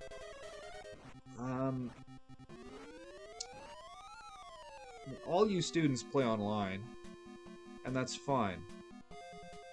But understand this. When we go to tournaments, and I know who my students are playing ahead of time, you know what we do. You go online and you look up the opponent's chess anything that's available. Anything. If it's a big tournament and we want to know, we're going to try to find out. What do they play?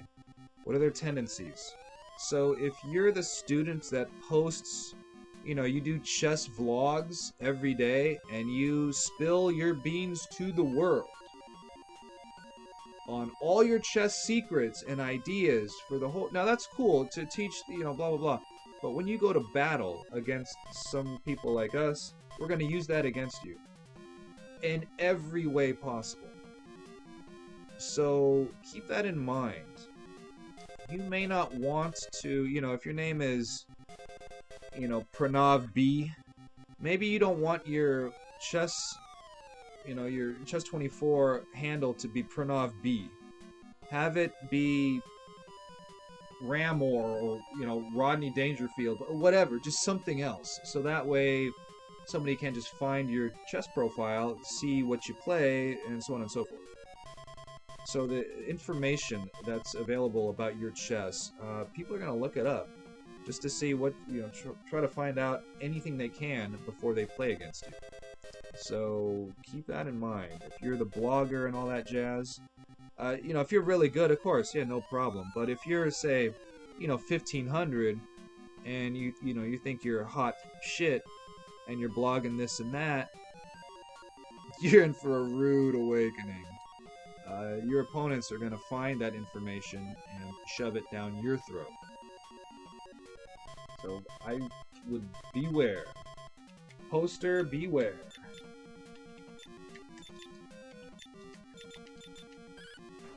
And even in quads, people will do that locally.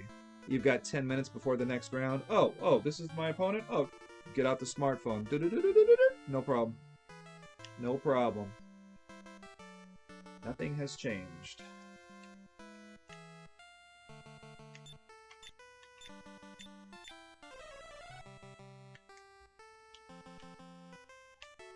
And, okay, so with that, the games would just have moves.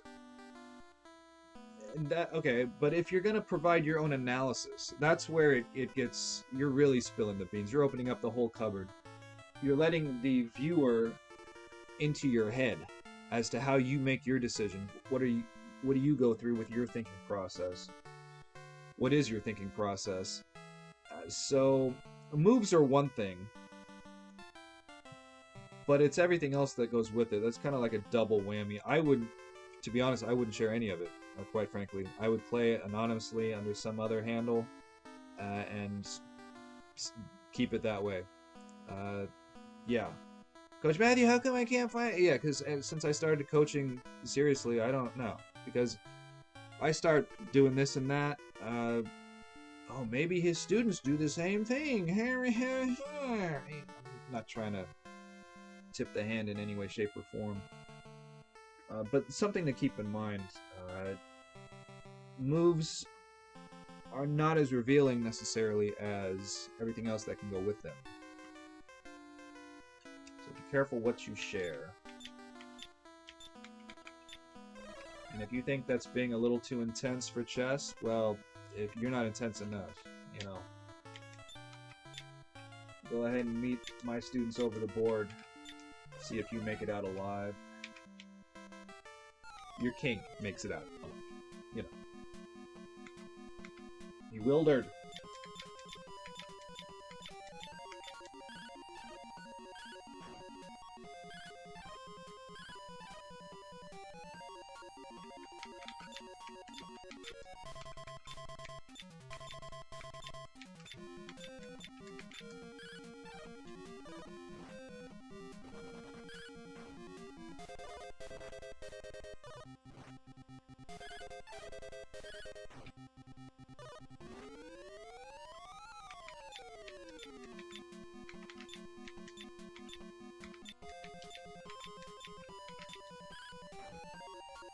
Yes. Yatta, yatta, yatta. Bishop C2.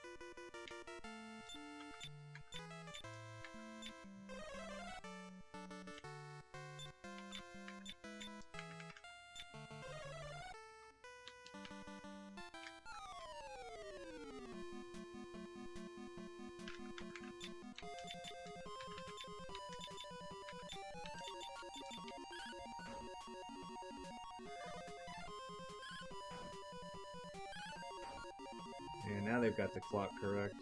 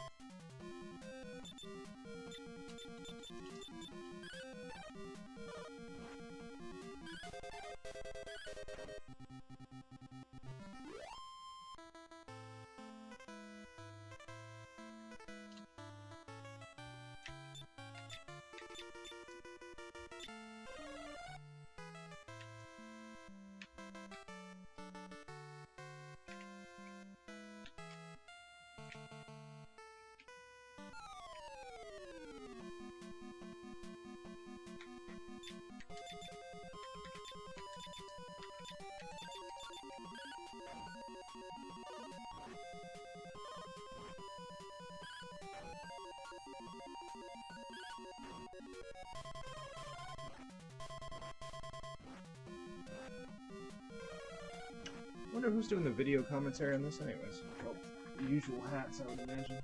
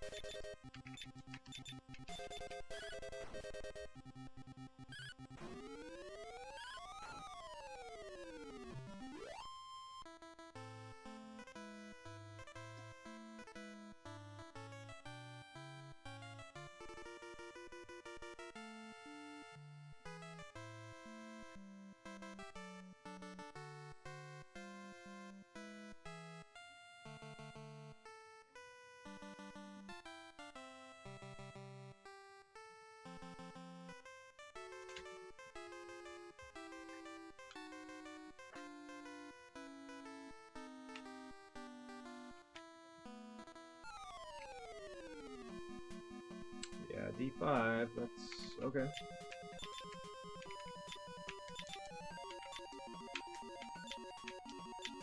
Okay, another moment here. Now, D5, pawn breaks. Pawn breaks. Where are the pawn breaks? Playing in your first quads, your first Swiss, are pawn breaks important? Nope. Don't need to know anything about them. But playing in expert open sections, if you don't know where the pawn break is, where it's going to be, that can be the deciding factor right there. Breaking incorrectly, or not breaking at all. And sometimes you have a one-move window to pawn break. And if you don't do it, it's gone. Goodbye. No more pawn break for you. So where are the pawn breaks? Right.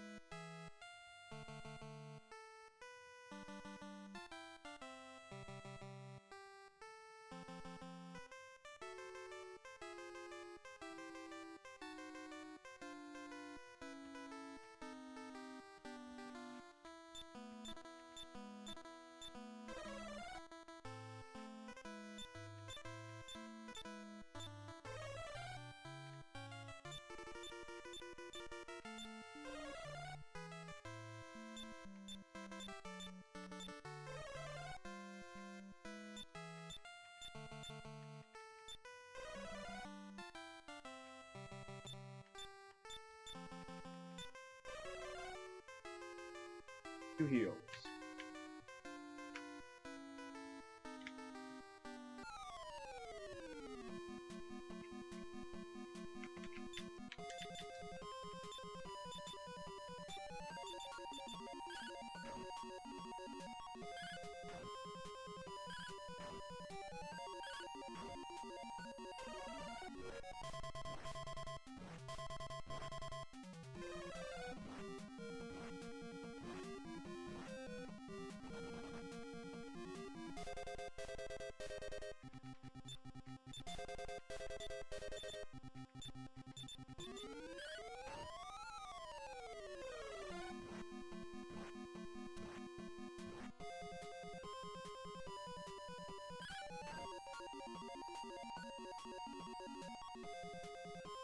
See some trades here.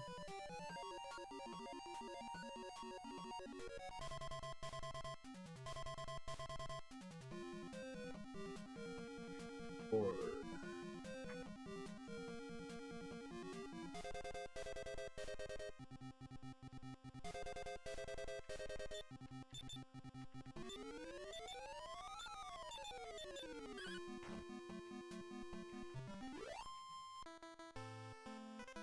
Take.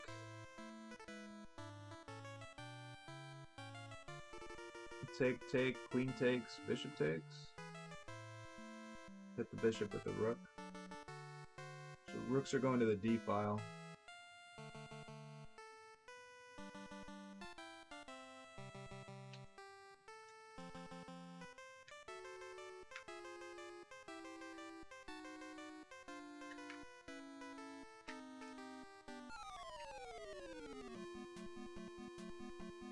Take out the Nev.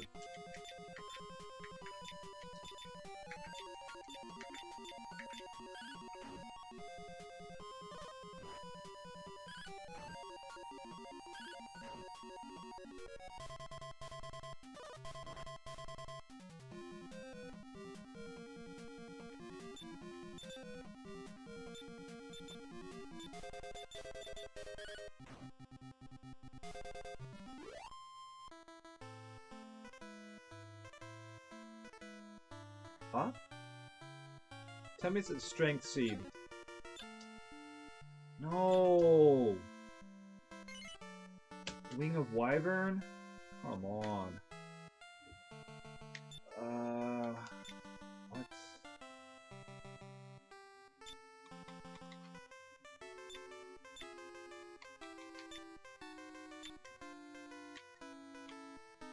Simiacs will drop a strength seed. If you fight them enough, or if you're lucky enough. I got all this luck with these goof-offs, but they drop a Wing of Wyvern. Not Wyvern. I like Wyvern. Could be a mispronunciation, but Wyvern sounds weird. Yeah, take. So pawn takes, queen takes, bishop takes. Red 8.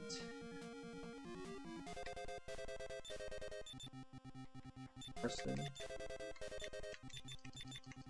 Arthur Morgan. Oh.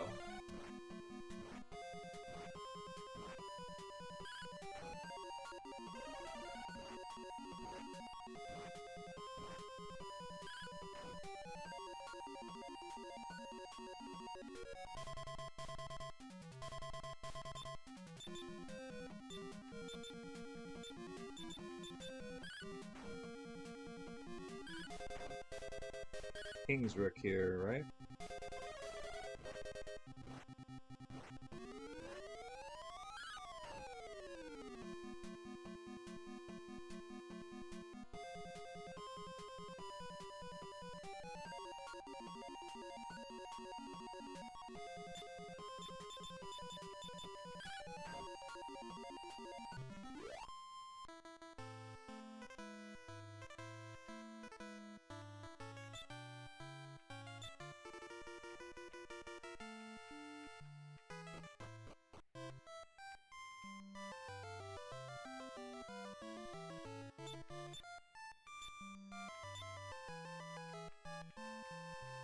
This game.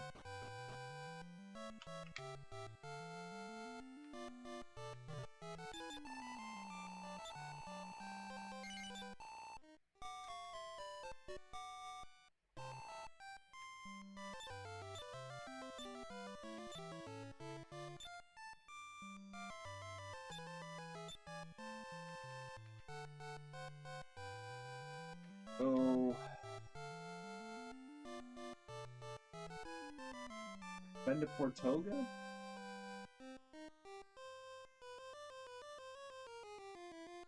Yeah, to come east, you have to go to Portoga, that's right. I don't have this ship yet. Let me save. I'm not sure if I should... I have to do the Baharata quest or what?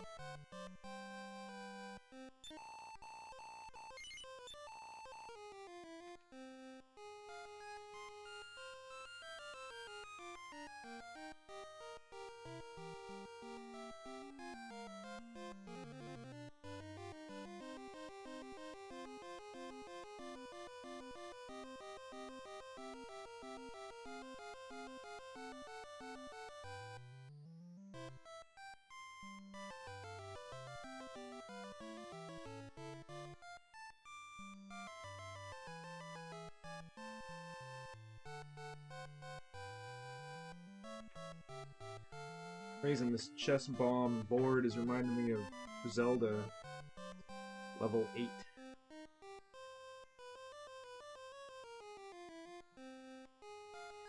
That's silver.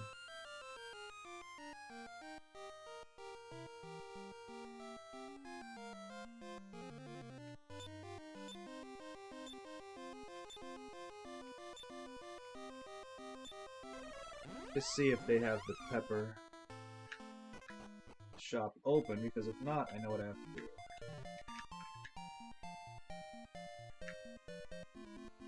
Yep, no pepper shop.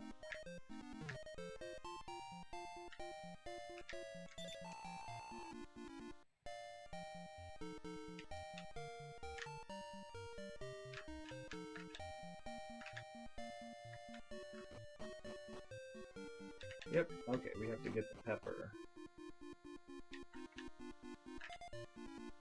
Doesn't mean we have to do it now.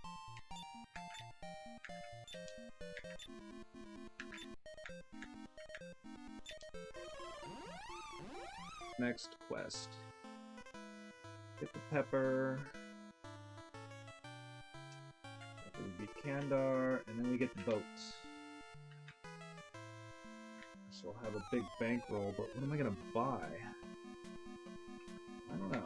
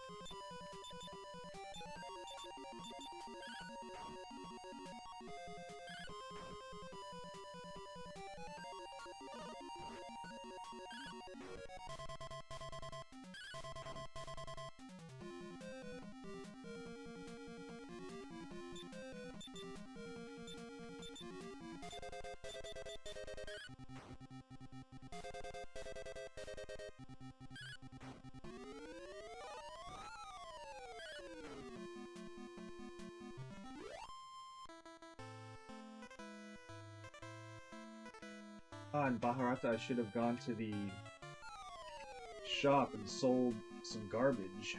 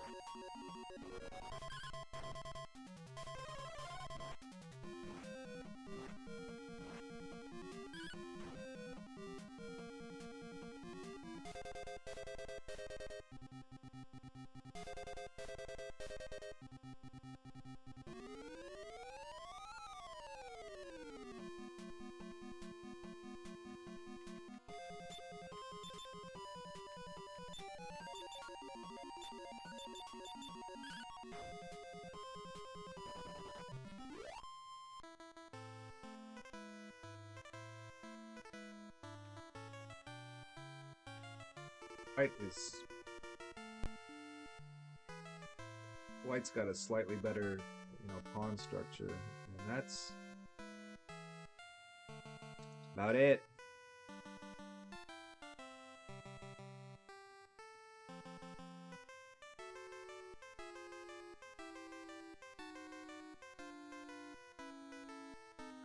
It'll be even after the third round. Tomorrow's a rest day. For Tuesday, 4:30 a.m. Pacific Standard Time. We'll stream it live.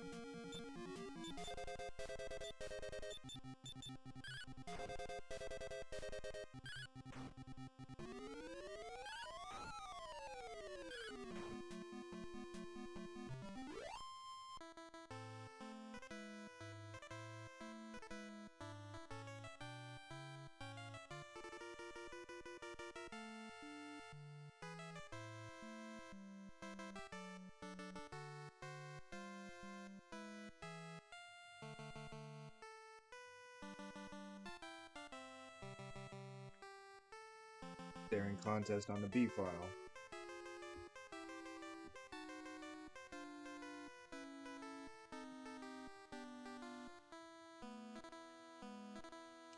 Student at home, with regard to that rook A to B8, rook to B1, what you don't want is for the opponent to have uncontested control. As in, say Nepo doesn't play rook B1. He's giving black the B file. Don't. Check the opponent's pieces. They want the B file contested. Too often I see, well, you know, beginning intermediate students, and that covers, you know, when I say beginner, what does that mean? I don't know, U1000. Intermediate, what does that mean? Basically, if you're playing U1800, that's kind of what I mean. But students don't, they'll just let the opponent have. They'll just give them a file, give them a rank, give them a square, give them a diagonal. And they don't have to. Maybe they can have it instead, but they don't want to get into a confrontation.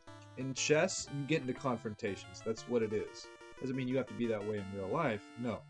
But there's a limited amount of resources on the chessboard. You want as many good ones as you can get. So if the opponent has something good, you better make sure it isn't all that good, or make sure they don't have it at all. Test the opponent. Just let them have whatever they want. And that leads to tension. Direct attack between the armies. Contact between the armies. And a lot of chess players do not handle contact well at all. Tension at all. They just want it to go away. They'll make a bad exchange just to alleviate the pressure. You can use that to your favor.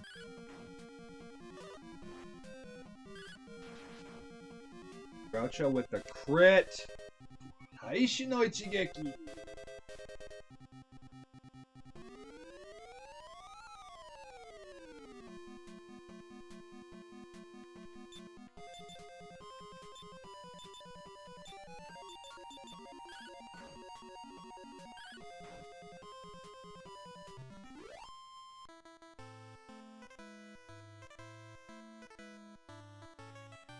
In this position.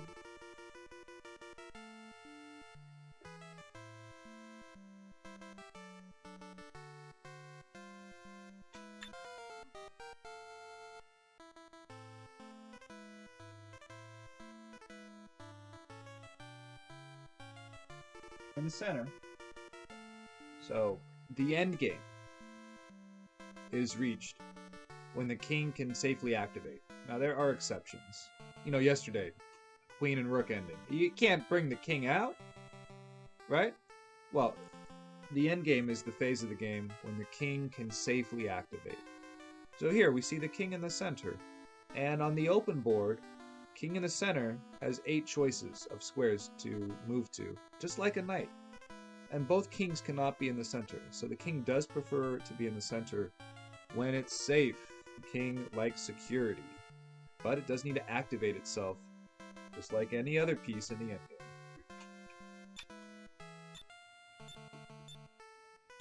6 vitality, 14 HP for Rodney. Nice. Maybe they get tanky, the goof-offs. I don't remember. I grinded once in 99 when I was, 10 years old. But I don't recall the HP at all. Gave him the Shoes of Happiness. And then gave those shoes to the hero. Another 14 HP. Nice.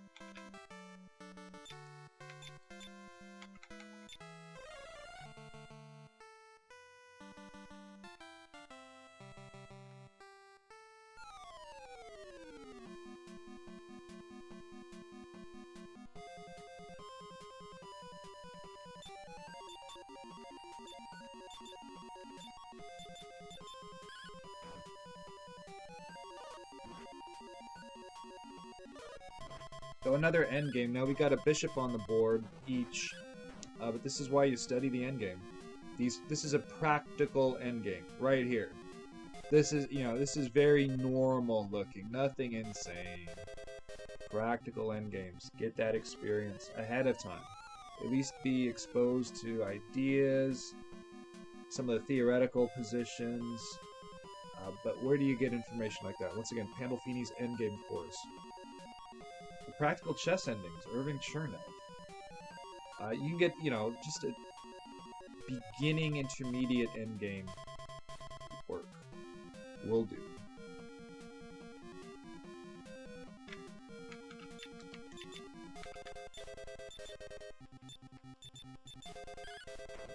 Most boring chess book I ever tried to read. Basic Chess Endings by FIDE. I couldn't. I just couldn't.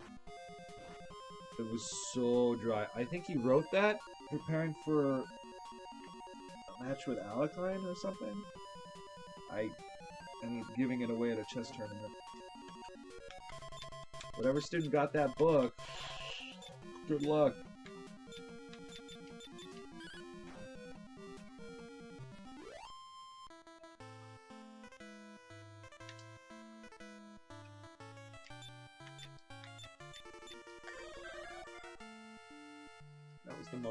That was the driest chess book I ever read. The most difficult chess book I ever read. John Nunn, Tactical Chess Endings. There were only, I think there's only 10 problems in that whole book. Forget it. It's just too much. Too much. Way too much. The book is insane. Of course, that was me a long time ago. This is going over, over a dozen years ago, but I did not enjoy that book at all. Way out of my league.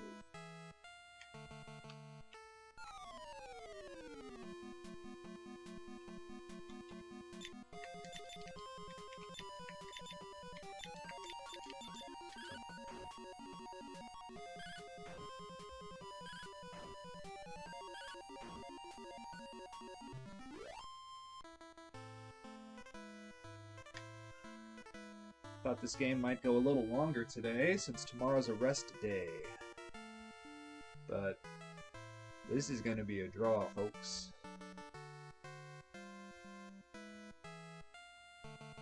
Well, it's been a good start. First two games were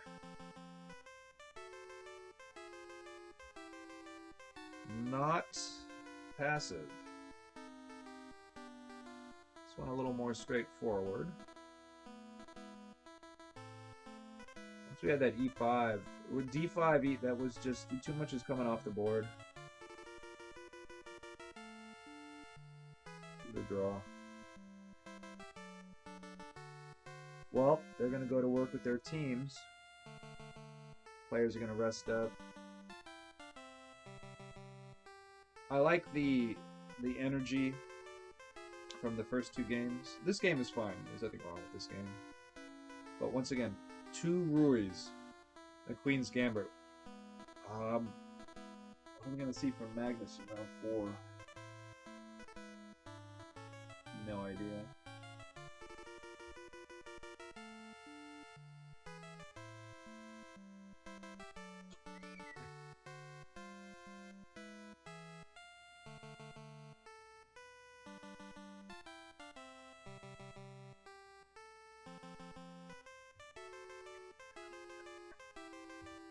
Now, if you're in a situation like this, student at home, over the board in rated play, you don't just move without thinking. No, that can be a blunder just waiting to happen.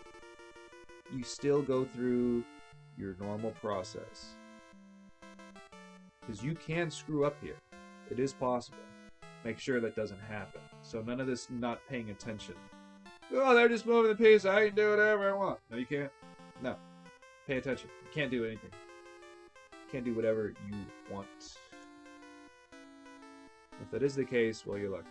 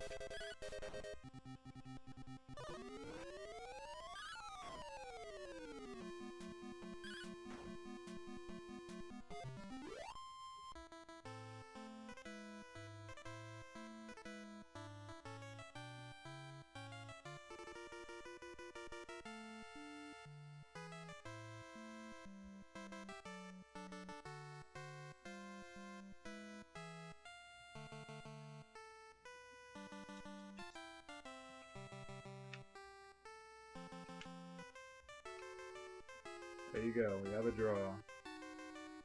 Alright. So we're all even. 1.5, 1.5. First to 7.5. Round 3, a draw. Another Spanish. Well, a little more straightforward today. Let's check out the game here.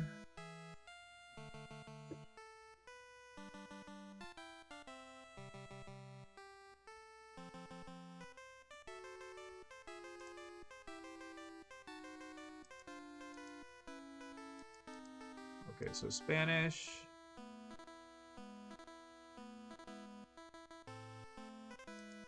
A6, put the question to the bishop. Put the question to the bishop. The invading bishop. I like A6 here. Student at home, I would recommend you do the same. That bishop has invaded. Either white's going to play the exchange or get out. They're going to play bishop A4. Make the bishop make that decision now. Knight F6. Okay, so once again with the Spanish, typically E4, E5, and black has the knight on F6 and C6, the two knights out on their standard development squares. What you usually have to do is play very aggressively with the knights. You have to play very actively with the knights. I don't mean reckless, very actively. So the Spanish is the exception to that. Black doesn't have to take on E4, and you don't want to take on E4 just yet. You want to have more security. The E file is going to open up. You want more security for your king. So bishop E7. Taking on E4 makes it very weird. I would recommend not to. Rook E1, okay, B5. Watch out for the fried liver if your bishop is on F8. You can't use this B5 idea in Spanish. Okay, bishop B3. Castle A4.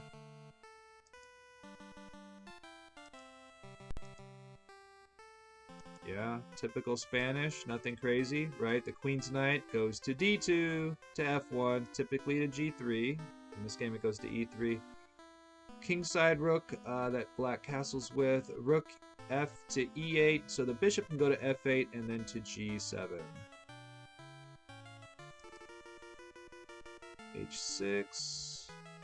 H6 is not necessarily weak because the bishop is going to F8, so the pawn will be sustained.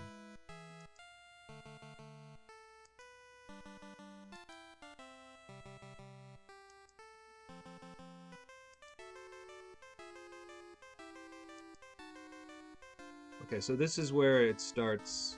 This is new territory for me. Okay.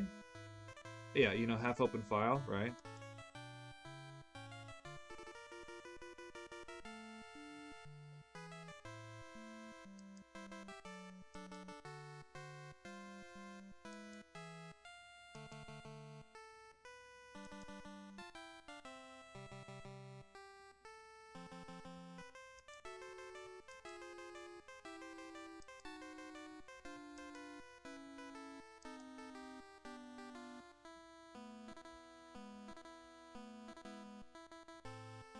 What about, hang on. Yeah, here. You know, H3. Because, you know, Magnus is preparing D5. And do you want to go to that endgame if you're white? I mean, if you're Jan here, I think you gotta you know, try to retain your advantage. So avoid the endgame. Avoid the endgame. Avoid the endgame. I don't know about H3. H3 allows D5. And here, maybe you can... No, can you avoid the trades? I think you can try. But once you get C6, D5, I mean, it's... things are coming off the board.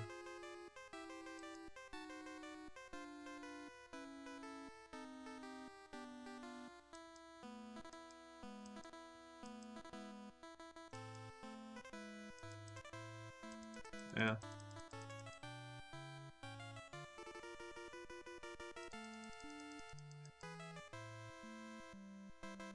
Well, pretty straightforward.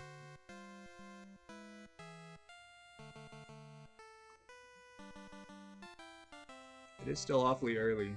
Players aren't going to push. Not going to push too much. Not yet.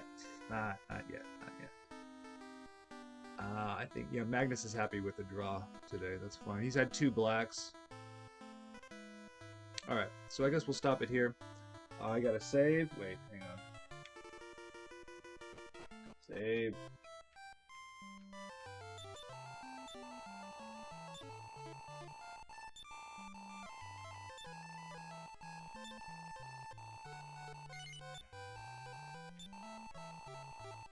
Ooh.